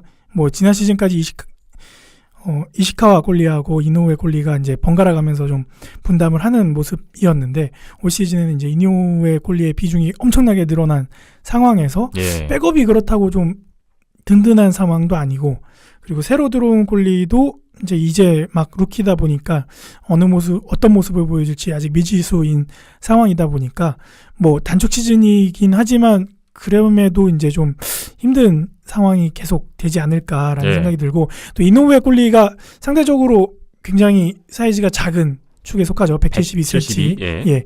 그러다 보니까 뭐 지난 시즌까지 계속 반복돼서 나왔던 문제점은 이제 좀 사이즈가 큰 골리들의 스크린 플레이에 많이 당했던 모습들이 있었는데 그 모습들이 올 시즌에도 계속 반복된다고 한다면은 계속된 불안한 모습은 이어지지 않을까라는 생각이 들어서 이시카와 공백이 좀 크게 느껴질 시즌이 되지 않을까라는 생각이 드네요. 지금도 살짝 걱정이 드는데 나중에 시즌 들어가서 상황이 더 안 좋아졌을 때 이시카와 히사시의 은퇴가 더 아쉬워질 수도 있겠다. 이런 생각도 조심스럽게 해봅니다. 일본 재즈 크레인즈 얘기를 하고 있는데 또 이현숙 기자님이 키 플레이어를 꼽아주셨네요. 네, 키 플레이어라고 보면 좀 많은데 1라인 전체를 저는 꼽아봤습니다. 프리시즌에서 크레인즈 같은 경우에는 앞서 말씀드렸듯이 오지글스와 경기가 있었어요. 그리고 어제였죠. 어제 대학교 어떻게 보면은 지금 일본 대학 리그에서 가장 강력한 팀이 추호대학교거든요. 근데 추호대학교를 9대1로 완파하는 모습을 보였습니다. 이런 부분 같은 경우에는 괜찮은데 전반적으로 봤을 때는 1라인을 제가 뽑을 이유가 뭐냐면은 올해 뭉친 선수가 2명 있잖아요. 데이비드 봉크 선수와 우에노 히로키 선수가 다시 뭉쳤습니다. 이 선수 둘이서 예전에 아이스박스에 뛰었을 때 정말 좋은 활약을 보였거든요. PK면 PK, PP면 PP 모든 상황에서 다 나온 거는 물론이고 이 두 선수의 득점력까지도 환상적인 호흡을 보였던 시즌이었어요. 그리고 제가 기억하기로도 전일본 선수권, 일본 12월에 매년 12월 펼쳐진 전일본 선수권에서 벅스가 우승을 할 수 있었던 가장 큰 원인 중에 하나였거든요. 봉크와 우에노. 그래서 봉크와 우에노가 같이 뛸 1라인도 그렇고 햄블리 선수 같은 경우에도 1라인 수비수로 뛸 가능성이 지금 굉장히 높은 상황이거든요. 그리고 이 세 명이 정말 지금 뭐 계속 프리시즌에서도 득점자에 계속 이름을 올리고 있는 걸 봐서는 이 1라인 전체 공격력이 작년보다 대폭 증가하게 된다면 크레인즈 역시 좀 예상 외의 변수라고도 할 수 있을 것 같습니다. 좀 좋은 성적을 낼 수 있는. 데이비드 봉크와 우에노 히로키가 다시 뭉쳤고 여기에 새로운 외국인 선수 팀 햄블리가 함께하는 이 라인 기대감을 표해 주셨네요. 저는 일단 공격에서 제프 러베키오가 빠진 상황입니다. 또 그 부분은 데이비드 봉크가 충분히 뭐 그 이상 해낼 수 있을 거라고 생각을 하고 있는데 뭐 수비 쪽에서도 역시 팀 햄블리 선수가 기존의 KC 보러 선수를 다 대체할 것으로 예상을 하고 있고요. 이제 외국인 선수 한 명이 줄어들면서 벤 웰터 선수가 빠졌는데 사실 벤 웰터 선수가 지난 시즌에 12골에 27도움을 했어요. 근데 외국인 공격수인데 이 정도 기록은 많이 아쉬운 게 사실이지 않나. 그래서 저는 벤 웰터 선수가 재계약이 안 된 이유는 뭐 다른 거 없다. 성적이 기대에 미치지 못해서 그 이유밖에 없는 것 같아요. 그래서 이 정도 뭐 공백은 일본 국내 선수로도 얼마든지 대체할 수 있다고 지금 보는 상황인데요. 저는 그 오지글스와 마찬가지로 크레인즈에서도 젊은 공격수들, 90년대생들의 어떤 잠재력이 느껴지는 것 같아요. 일단 지난 시즌에 신인왕했던 나카지마 쇼고 선수 있고요. 23살입니다.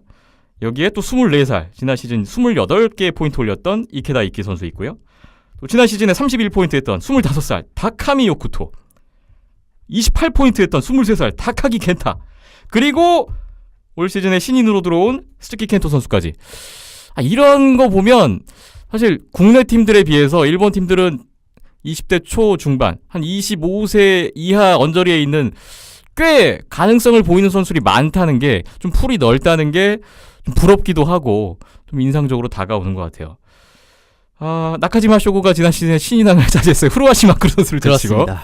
올 시즌에도 기대를 해볼 수 있을 것 같은데, 이현숙 기자님은 크레인즈의 젊은 선수들 중에서 눈여겨보시는 선수 있으시다면 예, 어떤 역시나 선수가 있을까요? 나카지마 쇼고 선수가 올해 같은 경우에는 2라인 센터로 확실하게 낙점을 받고 기용될 가능성이 정말 큰 시즌입니다. 예. 그렇기 때문에 이 선수가 작년 수준보다 조금 더 높은 경기력을 보여줘야 이제 크레인즈가 전반적으로 공격력이 올라갈 수 있을 것 같고요. 그런데 이제 크레인즈 같은 홋카이도 두 팀이 다 마찬가지인데 젊은 선수들, 좋은 선수들이 대부분 이제 홋카이도 행을 원하거든요. 그렇기 때문에 이제 홋카이도 이제 두 팀이 좀 오랫동안 명문구단이지 않았습니까? 그렇기 때문에 좀 많이 원하고 좀 고향도 그쪽이고 해서 많이 원하는데, 이 젊은 선수들로 정말 많이 개편이 된 만큼 크레인즈 같은 경우에는 올 시즌 사실 가능성만 보여주더라도 충분하지 않나라고 저는 생각을 합니다. 예. 일본 재즈 크레인즈까지 상황을 봤습니다. 다음 팀으로 넘어가 보죠. 지난 시즌 정규리그 5위를 차지했던 도쿠 프리블레이즈입니다. 사실 지난 시즌에 내심 2년 주기설에 의해서 플레이오프에서 한번 일을 내지 않을까라는 일말의 기대감이 있었지만 뭐 전혀 결과는 달랐고요. 올 시즌 또 새로운 마음으로 준비를 하고 있는 프리블레이즈가 될 것 같습니다. 자, 프리블레이즈 올 시즌 상황이 어떤지 이현숙 기자님은 또 프리블레이즈 쪽에 평상시에 또 관심이 많으시잖아요. 그래서 그렇습니다. 어떤 말씀을 주실지 기대가 되는데요. 최근 몇 년간 이제 프리블레이즈가 좋은 모습을 보였죠. 이제 2년 주기설을 뭐 이룬 데는 실패하긴 했지만은 그래도 매번 이제 플레이오프 탈락 우승 이 고리를 끊긴 했거든요. 지금 플레이오프를 연속적으로 계속 진출하고 있다는 게 팀 자체는 성적이 나기 때문에 최근 몇 년간 뛰어나다라고 말씀을 드린 겁니다. 그런데 이번 오픈 시즌 움직임은 썩 만족스럽지 않은 것 같아요. 제가 생각했을 때 골리는 여전히 확고한 넘버원을 찾는데 좀 실패한 상황이고요. 보강된 선수들의 면면을 보면은 나쁘진 않습니다. 근데 이 선수들이 썩 좋냐? 라고 물어보면은 그렇지도 않은 게 사실이거든요. 그렇기 때문에 전력상에서 큰 폭으로 변화가 없었다라는 점이 조금은 어떻게 보면 프리블레이즈의 불안 요소라고 할 수 있을 것 같네요. 골리 문제. 저도 일단 눈에 띄는 게 프리블레이즈가 리그에서 유일하게 지금 엔트리에 골리만 4명이 있습니다. 기존의 이토유토, 하타 미시카즈 선수, 최근 2시즌 동안에 이 두 선수가 거의 반반 정도의 출장 비율을 가져갔었어요. 네. 확실한 넘버원 골리는 없었던 그런 지난 2년이었는데, 여기에 이제 올 시즌에 프리블레이즈에서 이미 3번의 우승을 경험했던 하시모토 미치오 선수가 3년 만에 프리블레이즈에 복귀를 하게 됐습니다.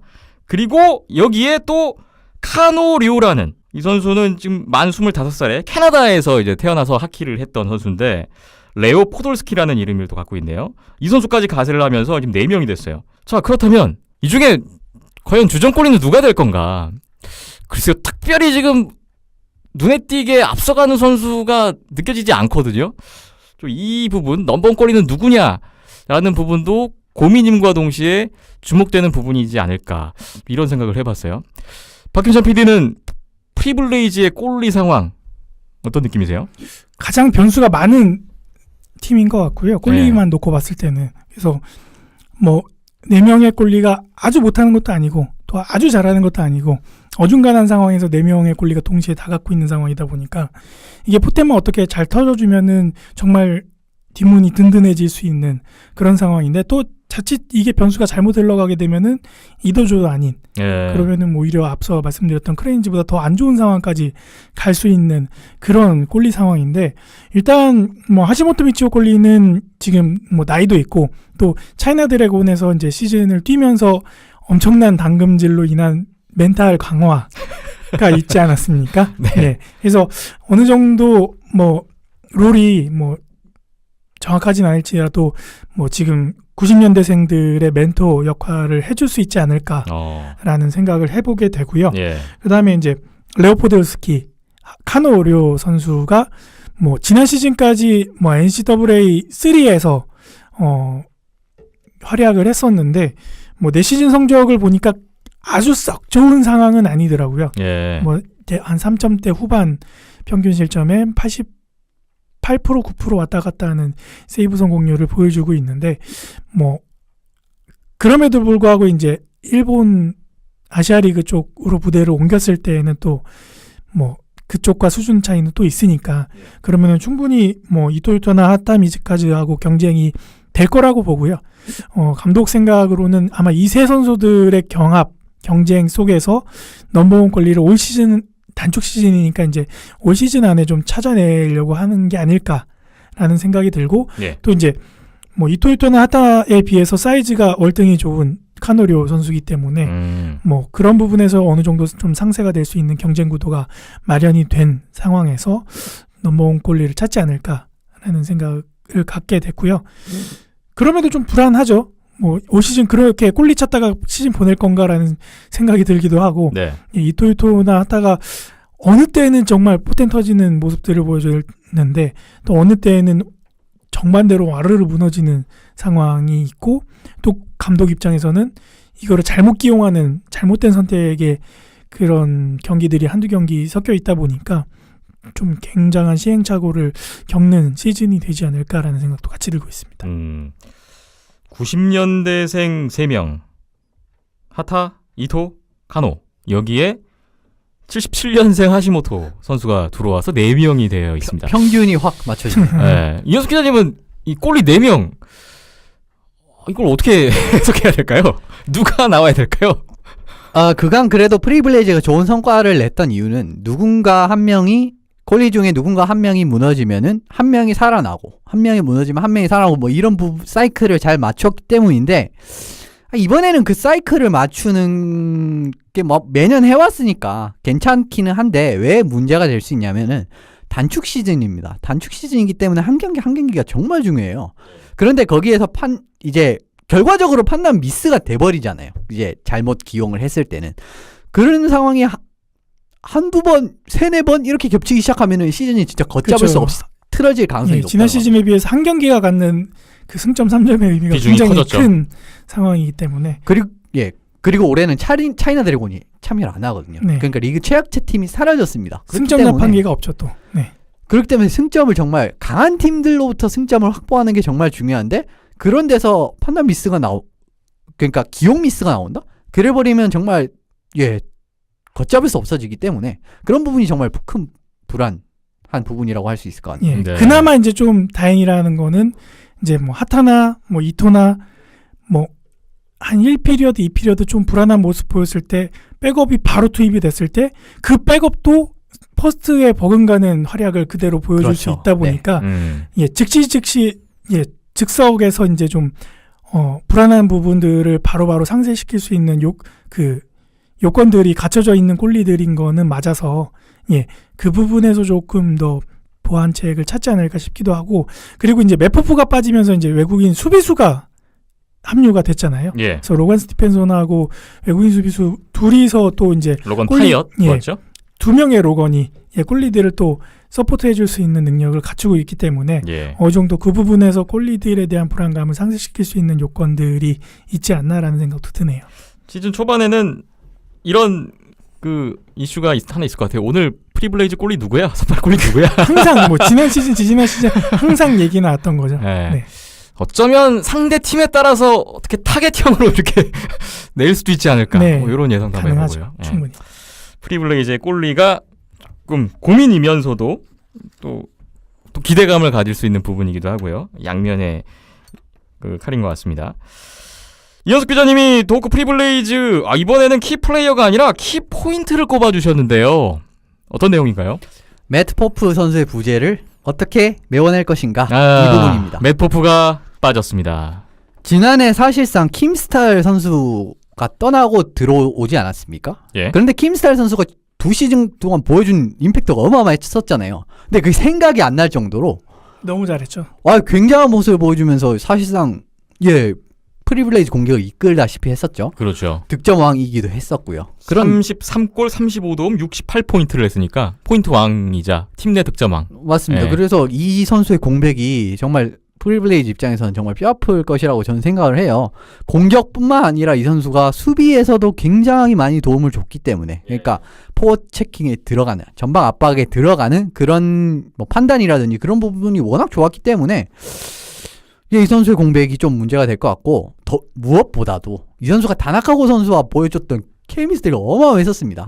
예. 이 정도만한 선수를 찾기가 힘들어요. 외국인 선수가 국내 선수와 케미스트리가 잘 맞는, 진짜 잘 맞는 이런 캐까지 찾기가 쉽지가 않은데, 그래서 저는 더 공백을 메우기가 어렵다라고 생각을 하는 겁니다. 그리고 올 시즌에 프리블레이즈에는 외국인 공격수가 없죠. 그러니까 저도 그게 이번 그 프리뷰 준비를 하면서 프리블레이즈 쪽에서 가장 먼저 떠오른 거는 외국인 공격수 안 뽑았는데 맷포프 없이 어떡하지? 라는 거였어요. 그래서 그만큼 맷포프의 역할이 어마어마했기 때문에 사실 지난 시즌 기록을 보면 프리블레이즈 내에서 맷포프 선수가 33골을 넣었는데 포프 제외하고 20골 이상 넣은 선수가 하나도 없었습니다. 그러니까 뒤를 받쳐줄 수 있는 선수가 없는 상황이었다는 얘긴데요. 저는 우승에 도전할 정도의 전력의 팀이라면 이런 한 48경기 체제에서 20골 이상 넣어줄 수 있는 득점원이 최소 2명, 많으면 3명. 안양을 같은 경우는 뭐 2명, 3명이 늘 있었잖아요. 최근 몇 년간. 뭐 그런 것처럼 좀 분포가 돼야 되는 것 같은데 맷포프 한 명 있는 선수마저 없어져 버렸어요. 그러니까 이 부분이 좀 가장 큰 고민이 될 것 같고요.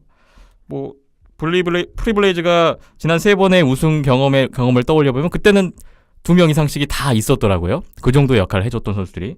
이번에는 과연 누가 골을 넣어줄 건가? 이 부분이 가장 큰 고민이 될 것 같습니다. 28경기 체제라면 11골 정도 넣어야 이게 48경기에서 20골 정도 넣는 정도라고 비율이라고 본다면 11골 이상 넣어줄 선수 누가 있을까요? 그래서 저는 히라노 유시로 선수가 올해 정말 큰 폭의 성장을 보여줘야 된다라고 생각을 합니다. 사실 히라노 유시로 선수가 많은 기대를 받았음에도 불구하고 작년 성적 뭐 그렇게 좋다라고 보기는 힘든 성적 정도의 수준이었거든요. 근데 올해 이 선수가 프리블레이즈 공격을 확실하게 이끈과 동시에 이 선수의 단점은 좀 수비 가담 부분이 약하다는 거예요. 그런데 이런 부분까지 좀 더 확실하게 해주는 모습을 보여야 됩니다. 그래서 좀 주포의 모습을 보여줘야 그게 좀 올 시즌 프리블레이즈가 그래도 공격 부분에서는 좀 뭐랄까 고전하지 않을 것 같네요. 다나카고가 언제까지 이렇게 할 수는 없잖아요. 그렇죠. 뭐 히라노 유시로도 있고 야마다 주냐도 있고 뭐 야마시타 타쿠로도 있고 뭐 다른 선수들이 얼마나 이 득점에 좀 가담을 해주고 힘을 내줄 것이냐, 이게 과제가 좀 될 것 같아요. 마지막으로 김동환 선수가 이번에 프리블레이즈에 이제 합류를 하게 됐는데 저는 김동환 선수가 어떤 플레이를 할까도 좀 기대가 됩니다. 우리나라에서만 11년을 뛰다가 이제 처음 해외 팀으로 갔는데 어떻게 근황이 어떤지도 궁금하고 소식도 궁금하고요. 예, 기대가 되네요. 오늘 프리블레이즈가 와세다 대학교와 친선기를 가졌습니다. 예. 그런데 김동환 선수가 첫 골을 어시스트하면서 제 생각에는 두 번째, 세 번째 정도의 수비수로 출전하지 않을까 싶은데, 어쨌든 뭐 오늘 경기는 출장한 걸 봐서는 시즌 준비는 뭐 순조롭게 되고 있는 것 같고요. 예, 경기에서는 만나보실 수 있지 않을까 생각합니다. 네. 그리고 히토사토 시게키라는 도요대 출신의 신인 선수가 이번에 들어왔는데 이 선수 뭐 18세 이하, 20세 이하 대표 경력이 있는데 성적이 괜찮더라고요. 그래서 올 시즌에 프리블레이즈에서 어떤 활약을 펼쳐줄까? 조심스럽게 신인왕 후보에도 이름을 올릴 수 있지 않을까? 라는 생각까지 좀 저는 해보게 됐어요. 그렇죠. 뭐 가능성은 있는 거고 지금 사실 와세다 대학교와의 아까 그 경기에서 히토야토 선수도 득점을 했거든요. 예. 그런데 라인메이트를 봤을 때 야마시타 타쿠로와 모토노 미치타카 선수와 같이 나온 걸 봐서는 이 선수가 2라인 윙어가 될 가능성도 그게 상당하다는 걸 중용될 것 의미합니다. 같다. 예. 예, 그렇기 때문에 팀에서의 중용도를 봤을 때는 이 선수가 신인왕을 받을 가능성도 사실 없지 않아 있다고 봅니다. 자, 도쿠 프리블레이즈 올 시즌에 어떤 성적을 낼 것인지, 매퍼프 없이 어떻게 할 건지, 골리 어떻게 할 건지 여러 가지 이슈들이 있습니다. 여러분 주목해 보시면 또 재미있는 포인트가 될 것 같습니다. 자, 아시아리그 아이스하키 2017-2018 시즌 오늘 외국 5팀에 대한 시즌 프리뷰를 진행하고 있는데 일본의 3팀을 먼저 봤고요. 잠시 후에 나머지 한 팀, 일본 팀 한 팀과 사할림까지 한번 전망을 해보겠습니다.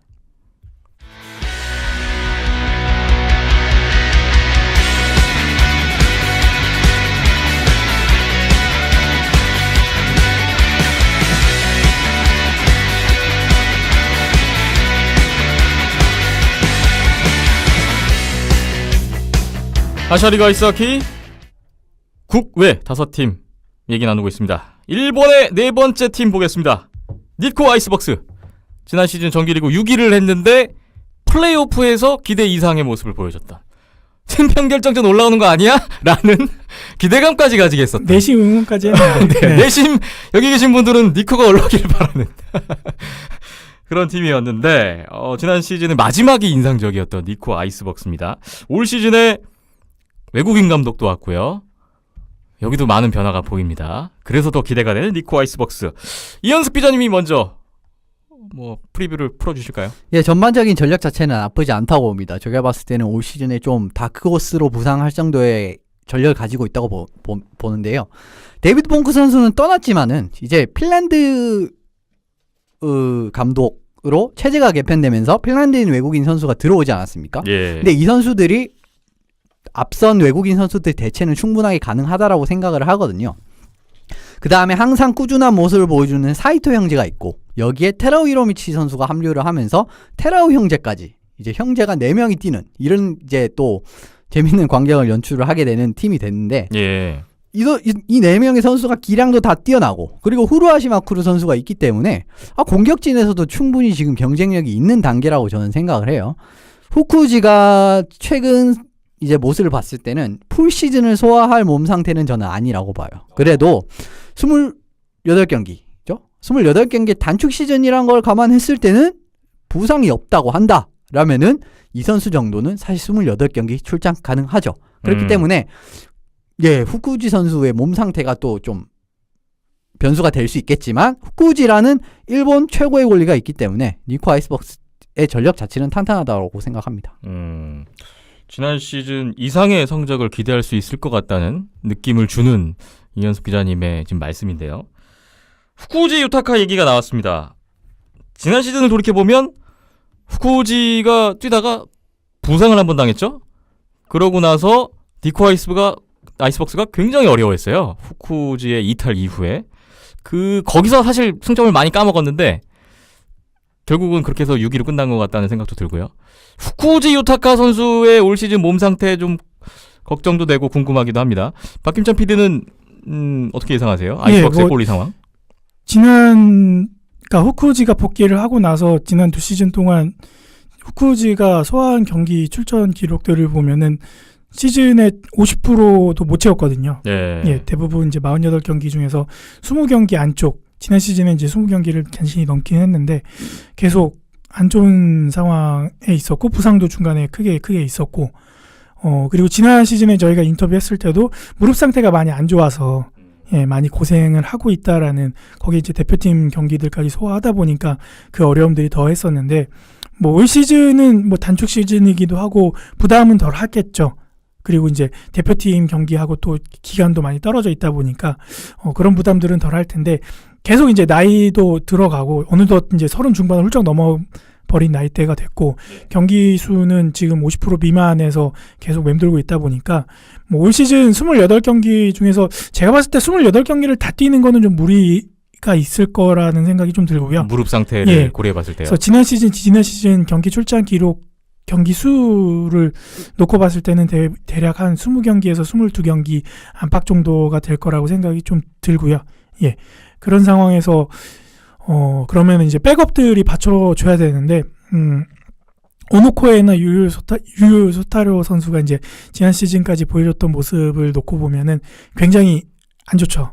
어려운 네. 상황인 건 어쩔 수 없고 후쿠지가 있을 때와 없을 때 팀 색깔이 완전히 바뀔 정도로 예, 성적도 그대로 증명을 해주고 있는데 그래서 좀 아이스박스가 백업 꼴리를 좀 더 보강을 했으면 어땠을까라는 생각을 제일 먼저 가지게 됐었고 예. 지금 지난 시즌 말미에 이제 플레이오프까지 해서 굉장히 성적들을 끌어올렸고 팀 레벨을 끌어올린 상황이면은 지금 올 시즌 같은 경우라면 후쿠지가 잘만 버텨주면은 플리블레이즈나 크레인즈까지도 제껴낼 수 있는 저력을 갖고 있다라고 앞서 이현석 기자님 말씀 주신 것처럼 다크호스로 부상할 수 있는 저력을 갖추고 있다라고 생각이 드는데 그거는 이제 전제 조건이 후쿠지가 있을 때라는 거거든요. 예. 그래서 좀 그런 백업의 불안함이 그리고 백업이 후쿠지가 없을 때 얼마만큼 받쳐줄 수 있느냐가 이번 시즌의 순위를 결정지을 것 같네요. 네. 후쿠지가 얼마나 컨디션을 유지해서 경기에서 보여줄 것이냐. 예, 근데 이제 후쿠지가 나와서 경기력이 안 좋았던 적은 없었던 것 같아요. 대부분의 기본 이상은 충분히 해주고 절대적인 탑 레벨의 모습은 계속 꾸준하게 보여줬기 때문에 그만큼 이제 경기 컨디션이 안 좋을 때 아예 안 나와버린다는 말도 되는 거니까. 네. 아이스박스가 그만큼 후쿠지 선수의 비중이 큰데 이제 후쿠지 선수 나이도 있고 미래를 준비해야 될 때가 아닌가 싶어요. 네, 어린 꼴리, 좋은 꼴리를 영입을 해서 좀 육성을 하는 맛도 있어야 되는데, 글쎄요, 좀 어렵네요. 류 꼴리가 그만큼의 기대치를 못 미치는 모습도 있고요. 뭐 지난 시즌 좀 나아진 모습을 보이기는 했지만, 네. 참 넘버원 꼴리의 비중이 가장 어떻게 보면 큰 팀일 수도 있을 것 같습니다. 니코 아이스박스. 저는 일단 니코 아이스박스 올 시즌을 좀 보면서 느낀 게 지난 시즌에 외국인 공격수 2명의 역할이 굉장히 컸던 팀이잖아요. 데이빗 봉크, 마크 딜라고. 다른 팀에 비해서 상대적으로도 더 그랬던 것 같습니다. 근데 올 시즌에 일단 외국인 선수 줄어들면서 한 명이 빠졌고 거기에 대한 부재를 메워야 되는 상황인데요.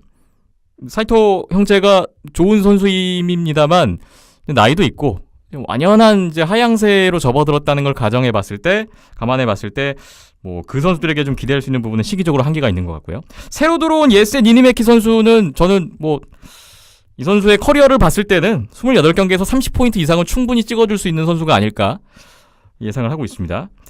그래서 과연 어떤 선수들이 좀 공격 쪽에서 메워줄 수 있을까라고 좀 눈을 돌려봤더니 저는 이와모토 카즈마 선수가 이제는 보여줘야 될 시즌이 아닌가. 이와모토 카즈마 선수가 벌써 이제 아시아리그 6년 차를 맞습니다. 근데 그동안의 그 5년의 과정을 보면 계속 꾸준히 조금씩 발전하는 모습을 보여왔어요.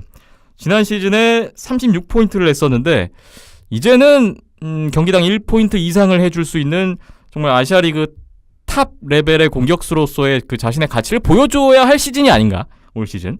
그래서 이와모토 카즈마 선수가 올 시즌 얼마나 또 더 발전된 모습을 보여줄까가 좀 궁금해지고요. 그리고 지난 시즌 그 대단했던 후루아시 마쿠루 선수 올 시즌 2년 차인데 2년 차 징크스 이런 얘기는 이제 좀 식상하니까 뭐 빼더라도 이 선수의 성장 속도가 또 얼마나 또 올라갔을까. 이것도 궁금해져요.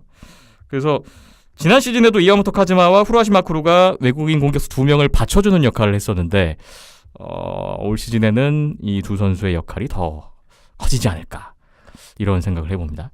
후라시 마쿠루 선수 뭐 이현숙 기자님 또 좋아하시는데 역시 올 시즌에 그 니코 아이스박스의 키 플레이어로 후라시 마쿠루를 꼽으셨네요? 맞습니다. 예, 마쿠루 선수를 뽑은 이유가 뭐냐면은 사실 지난해 일본 젊은 선수들이 많이 리그에 참가를 하지 않았습니까? 히라노 유히로 있었죠.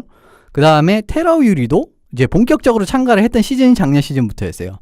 그런데 이 선수들과 비교를 해도 후라시 마쿠루 선수의 활약은 정말 대단했다고 보고 제가 생각을 해도 일본 젊은 선수들 중에 가장 좋은 활약을 보였다라고 저는 생각을 하거든요. 그런데 이제 이 선수가 팀의 서서히 넘버원 센터로 이제 도약할 시즌이 이제 올 시즌이 아닌가 싶습니다. 예. 어쨌든 외국인 선수가 한 명이 빠졌다는 거는 주축으로 기용될 만한 선수가 한 명 더 필요하다는 거고, 후르아시 선수가 그만큼의 이제 능력을 가진 선수라고 생각을 하기 때문에 가능성이 있다고 보고요. 그리고 이 선수의 성장폭을 좀 더 기대할 수 있는 이유는 뭐냐면은 지금 EIHC에서도 뽑혔고 아시안 게임에서도 뽑혔고 D1B 일본 대표팀에서 다 뽑히면서 국가대표 경력도 이제 상당히 조금씩 진행이 되고 있고, 거기에다가 이 선수가 이번 여름에 뉴욕 아일랜더스 캠프를 갔다 왔습니다. 네. 뭐 사실 이게 니코 아이스박스와 아일랜더스가 협약이 되어 있는 부분이기 때문이기도 한데 그 전까지 테라오 유리 선수가 다 갔다 왔단 말이에요. 그런데 이번에 후루아시 마쿠루 선수가 갔다 왔다는 거는 어쨌든 탑 레벨의 선수들과 부딪혀 보면서 본인에게도 정말 좋은 경험이 됐을 거거든요. 그렇기 때문에 이 선수가 좀 더 큰 폭으로 올해 성장을 할 수 있을 것을 좀 기대를 하고요. 그래서 제가 막 후루아시 선수를 좀 키플레이로 뽑은 이유입니다. 올 시즌에도 후루아시 마쿠루 기대가 됩니다. 니코 아이스박스 얘기를 하고 있는데 이제 마무리를 하면서 핀란드 출신의 새로운 감독이 왔어요. 그래서 저는 또 드는 생각이 하나가 이거였는데, 보통 이제 감독이 바뀌면 이런 얘기들 꼭 나옵니다. 누구의 황태자, 누구의 남자. 새로운 감독 체제하에 새롭게 떠오르는 스타들이 있기 마련이거든요. 더 기회를 받고, 예전엔 이런 선수가 아니었는데 이 감독 밑에서 이런 활약을 하네? 이런 선수들이 나오기 마련인데, 그런 측면에서 저는 데미언 킬러 웨일즈도 누가 떠오를까 좀 기대를 하고 있어요. 니코 아이스박스에서 올 시즌 누가 새롭게 떠오를까? 라고 좀 고민을 해봤는데, 조심스럽게 후보 2명을 일단 던져보겠습니다. 첫 번째, 오지 이글스에서 건너온 테라오 히로미치. 테라오 형제 말씀 나왔는데, 올 시즌에 아이스박스에서 더 눈에 띄는 활약을 보여줄 수도 있지 않을까라고 내심 제 예상이 맞기를 기대해보면서 한번 던져보고요. 그리고 이번에 새로 합류한 나나카 켄타로라는 선수가 있어요. 이 선수도 지금 26살인데 캐나다에서 이제 태어나고 자란 선수인데, 이 선수도 조금 베일에 가려져 있는 것 같아서 핀란드 출신 감독 밑에서 어떤 모습일까 좀 궁금해져서 한번 두 선수를 꼽아봤습니다. 핀란드 하키 스타일 아시아 리그에서 어떨까요? 통할까요? 시에키넨 감독이 인터뷰를 통해서 말한 것은 이번 벅스는 굉장히 빠른 스피드를 가진 팀이 될 것이다 라고 말했습니다. 그런데 말씀 주신 대로 테라오 히로미치 선수면은 충분히 그 황태자에 들 자격이 충분한 선수라고 보고요. 항상 이제 활동량도 많고 스피드 자체도 뛰어난 선수이기 때문에 이 선수를 잘 기용하지 않을까 싶네요. 오히려 후루아시 마쿠루가 더 황태자로 기용될 것 같은데요, 저는. 근데 뭐 후루아시 선수는 그 전 감독에서도 굉장히 중용되었던 선수이지 네. 않습니까? 새로운 스타. 이미 중용됐고 잘하고 있는 선수인데 그 선수를 내치고 새로운 황태자를 뽑진 않을 것 같고요. 잘하는 사람 더 기용하겠죠. 그렇죠. 네. 새로운 선수 기다려보겠습니다. 일본 네 팀의 상황을 먼저 봤고요. 이제 오늘 프리뷰의 마지막 팀입니다. 사할린. 지난 시즌도 정규리그 2위. 3년 연속 정규리그 2위. 올 시즌에 과연 1위를 할 것이냐? 또 궁금해지는 사할린을 보겠습니다. 자, 사할린 팀 올 시즌에도 분명히 우승 후보임에는 분명한 것 같은데 뭔가 약해졌다는 느낌도 있고요. 이현숙 기자님 어떻게 보십니까? 선수 명단을 봤을 때는 사실 지난해보다 많이 약해졌죠. 뭐 사할린 진입 첫 해에 뛰었던 선수들도 많이 복귀를 한 상황이고요. 베르니코프 선수의 공백은 사실 둘째치고 제출 명단만 봤을 때는 아드미랄 선수들 역시 올 시즌에 보이지 않습니다. 이런 부분은 그래서 더 첫 해 가깝다라고 말씀을 드린 거고요. 예. 그래도 지금 공격진의 젊은 선수들을 많이 계약을 했어요. 올 시즌에도 그렇고 공격진이 많이 젊어졌기 때문에 요 선수들이 아시아 리그에서 어떤 모습을 보여주느냐에 따라서 성적이 많이 갈릴 것 같습니다. 공격진의 약화가 저도 좀 눈에 가장 띄었습니다. 뭐 루슬란 베르니코프 선수 비롯해서 지난 시즌에 경기당 1포인트 이상씩 했던 총 6명 6인방이 있는데 그중에 이제 4명이 빠졌어요. 베르니코프, 시시카노프, 페추라, 골로빈까지. 지금 알렉세이 예레민과 알렉세이 카척 선수 정도만 지금 남아있는 상황입니다. 지난 시즌까지 사할린이 아시아리그에서 보여줬던 이미지는 진짜 많이 넣는 팀. 그렇죠. 네. 지난 시즌에도 경기당 평균 4.46골을 기록했는데 딱 강팀의 이거 이미지였던 1위였죠. 것 같아요. 안양알라보다도 더 많이 넣는 득점력을 자랑하는 팀이었어요. 차이나 드래곤전 6경기를 제외하더라도 다른 팀들 상대로 경기당 4골 이상을 넣었던 팀이 사할린이었습니다. 근데 올 시즌에 공격력이 좀 약해질 것으로 지금 예상이 되고 그런 상황이라 과연 어떻게 대체를 할 수 있을까? 과연 올 시즌에도 뭐 어드름 미랄이라든지 이런 KHL 팀에서 선수들이 중간에 들락날락 할 것인가? 뭐 그 선수들은 어떤 정도의 선수들일까? 그게 일단 좀 변수가 되지 않을까 싶은데 아직 뭐 특별한 움직임이나 그런 분위기는 없죠. 예, 그런 움직임은 아직까지는 뭐 없는 것 같습니다. 그런데 뭐 또 기치베코프 같은 선수가 막 등록이 돼 있는 걸 보면은 아직까지 뭐 판단하기엔 좀 이른 단계일 수도 있는 것 같고 예. 약간 좀 베일에 쌓여 있어요. 이번에 일단 뭐 새롭게 팀에 다시 들어온 뭐 코로보프나 세나토르, 우샤코프, 자츠세필린 이런 선수들 같은 경우에는 뭐 그동안 아시아리그에서 보여줬던 기록만 본다면 앞서 이탈했던 그런 선수 정도의 파괴력을 보여줬던 그렇죠. 선수들은 아니다 보니까 조금 더 뭐 우려가 되는 상황입니다. 박김찬 PD는 올 시즌 사할린의 전력에 대해서 어떤 느낌을 갖고 계신가요? 예, 다른 거는 뭐 둘째치고 꼴리만 놓고 보면은 기존에 있는 꼴리가 이제 2명이 나가고 새로운 꼴리가 2명이 들어왔고 지난 시즌 처음 선을 보였던 스텔마크 꼴리가 뭐 넘버원 꼴리로 이어질 것 같은 지금 모양새로 흘러가고 있죠. 예. 그만큼 이제 스텔마크 꼴리가 지난 시즌에 보여줬던 임팩트가 굉장히 컸다라는 거를 또 증명하고 있는 것 같고요. 다만 이제 스텔마크 꼴리가 지난 시즌에 이제 풀 시즌을 뛴 게 아니라 뭐 거의 한 절반 약간 안 되는 경기의 선을 보였었고 거기서 이제 좋은 모습을 보여준 거기 때문에 과연 이 선수가 이제 풀 시즌 단축 시즌이긴 해도 지난 시즌보다 10경기 이상 많은 경기를 더 소화해야 되는 그런 상황에서 계속된 경기력을 보여줄 것인가. 예. 예, 그게 관건이고. 그 다음에 이제 나머지 뭐 코즈벤코 꼴리나 이제 CLF 하네요. 되게 어렵더라고요. 얀 꼴리. 네. 얀. 예. 이 두 꼴리가 얼마만큼 백업에서 모습을 또 받쳐줄 건가. 그게 관건일 것 같은데 모양새는 프리블레이즈하고 많이 비슷하다라고 느꼈거든요. 구성상으로는. 예. 그러니까 좀 베일에 쌓여있는 꼴리들이 있고 이 꼴리들이 백업을 역할을 해줄 텐데 이 백업을 어떻게 해줄 건가.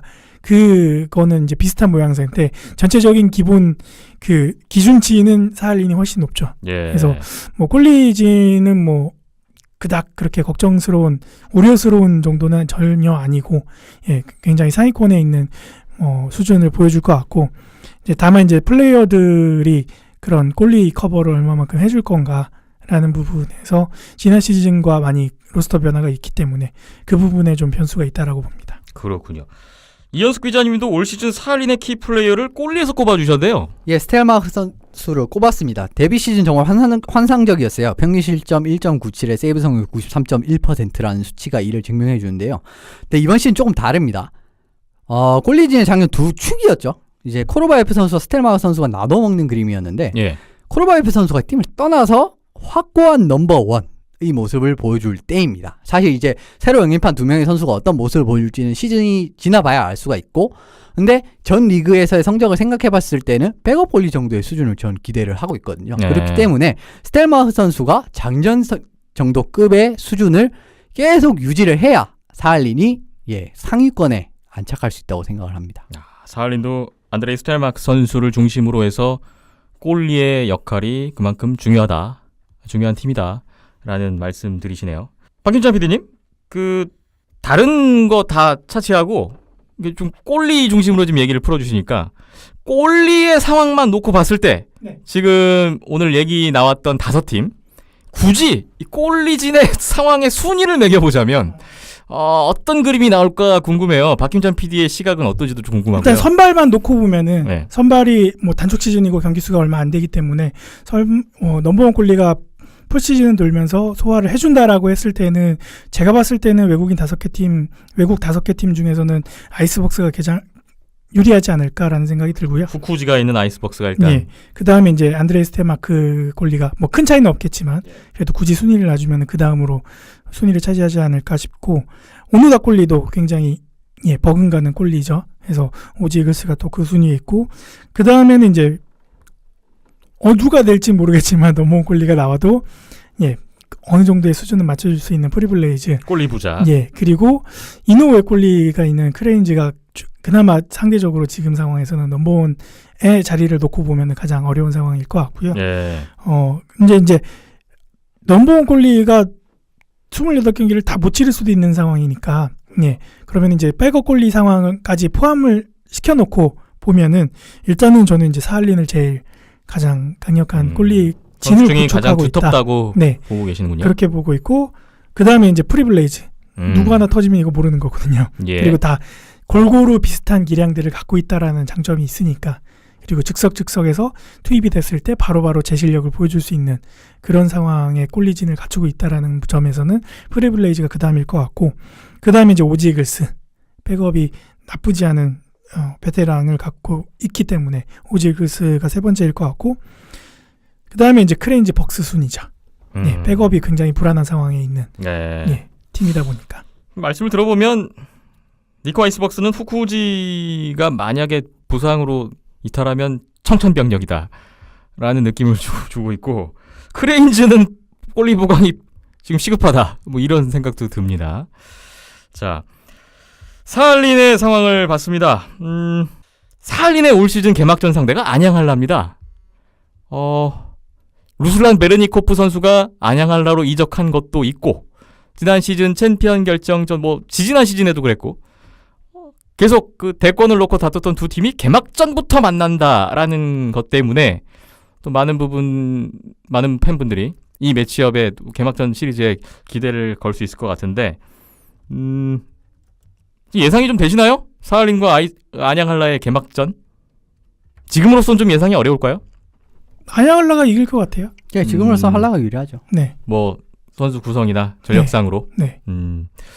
그렇다면 올 시즌 사할린은 글쎄요, 정규리그 또 이게 참 올 시즌 변수가 많아서 정규리그와 플레이오프는 또 다른 문제가 될 수도 있고. 네. 네. 사할린의 전력이 어느 정도인가? 과연 올 시즌에도 상위권에 있을 것인가를 좀 가늠해 볼 수 있는 뭐 정보? 소스가 이번 안양할라의 경기 결과에 또 더 주목이 되네요. 네. 뭐 기대를 해보고 사할린의 개막전을 기다려 보겠습니다.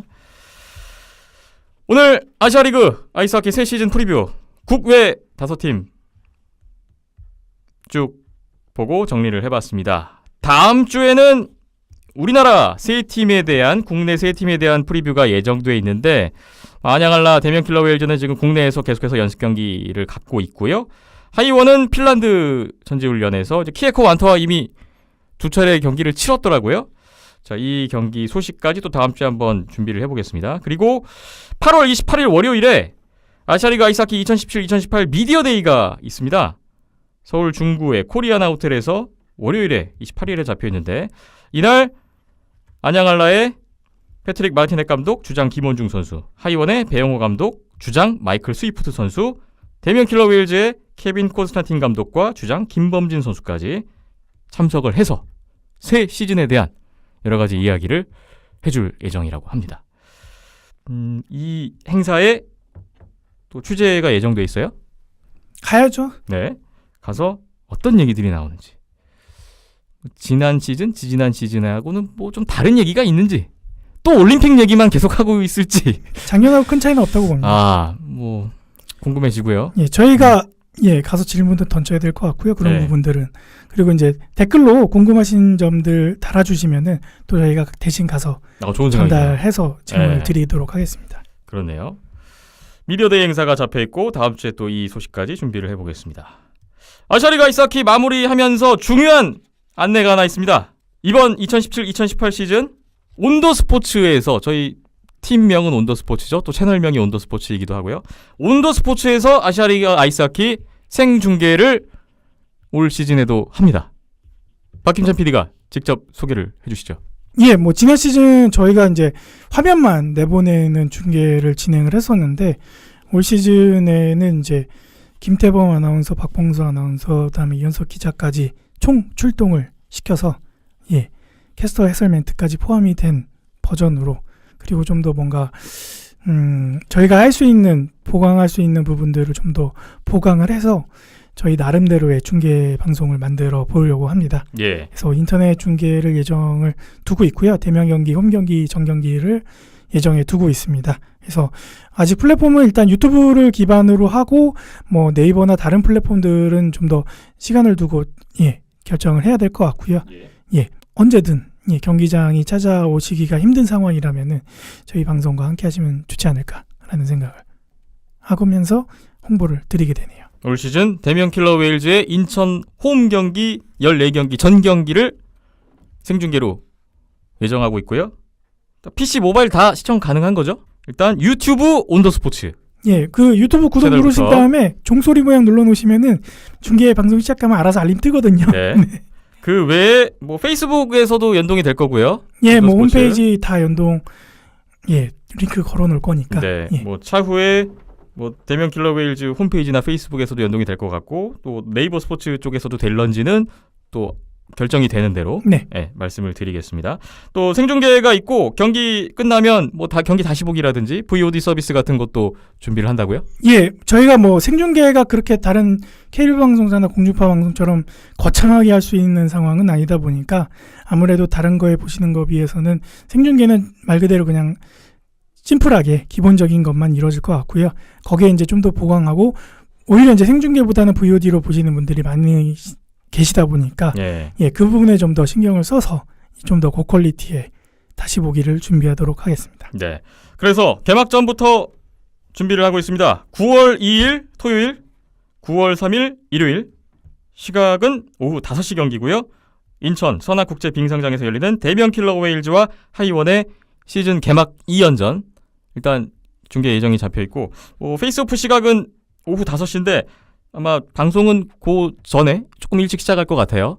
예, 뭐 미리 열어놓고 이제 얘기해야죠. 네, 뭐 그 전에 좀 많이 모이셔서 많은 분들이 좀 봤으면 좋겠어요. 네. 뭐 아까 아시아리그 팬분들 좀 더 늘어나고 뭐 인지도도 높아지고 이런 거 다 좋습니다. 뭐 저희도 이번 그 중계 방송을 통해서 좀 그런 쪽에 힘이 더 실릴 수 있는 계기가 됐으면 좋겠다라는 바람을 가져보면서 뭐 열심히 해보겠습니다. 여러분 많은 시청과 관심을 부탁드리겠습니다. 이현숙 기자님 해설로 이제 데뷔를 하시겠네요. 네. 좋은 해설, 어떻게 준비를 하고 계신가요? 좋은 해설 드릴 수 있도록 많이 노력하겠습니다. 그때 댓글에 그런 거 있었잖아요. 이현숙 기자님이 풀이해주는 뭐 경기를 다 풀이해줬으면 좋겠다고. 예, 저희 자체적으로 몇 번 연습을 해보고 리허설을 해봤는데 네. 예, 그런 부분에서는 충분히 만족감을 느끼실 수 있으시라고 생각이 됩니다. 네. 아울러 저와 뭐 박봉석 캐스터, 뭐 박힘찬 PD, 저희 온더스포츠 전 스태프들 열심히 준비를 해서 좋은 중계 방송 해드릴 수 있도록 한번 해보겠습니다. 많이 기대를 해주시면 좋겠습니다. 비하인드넷 110회 마무리할 시간이 됐습니다. 오늘도 긴 시간을 달려왔는데 여러분 어떠셨는지 모르겠네요. 온더스포츠.tv 홈페이지, 페이스북에 온더스포츠 있고요. 유튜브에 온더스포츠, 팟빵, 아이튠즈, 네이버 스포츠 라디오와 네이버 TV 온더스포츠 열려있습니다. 계속해서 시즌 개막 전까지, 아시아리그 개막 전까지 뉴 시즌 뉴 플레이어 계속 업데이트가 아직 남아있다고 합니다. 더 많은 선수들 남아있으니까 또 주목을 해주시고요. 많은 방문과 의견 부탁드리겠습니다. 다음 주에 111회 또 새로운 소식으로 돌아오겠습니다. 박윤찬 PD, 이현석 기자였고요. 저는 김태범이었습니다. 함께해 주신 여러분 고맙습니다.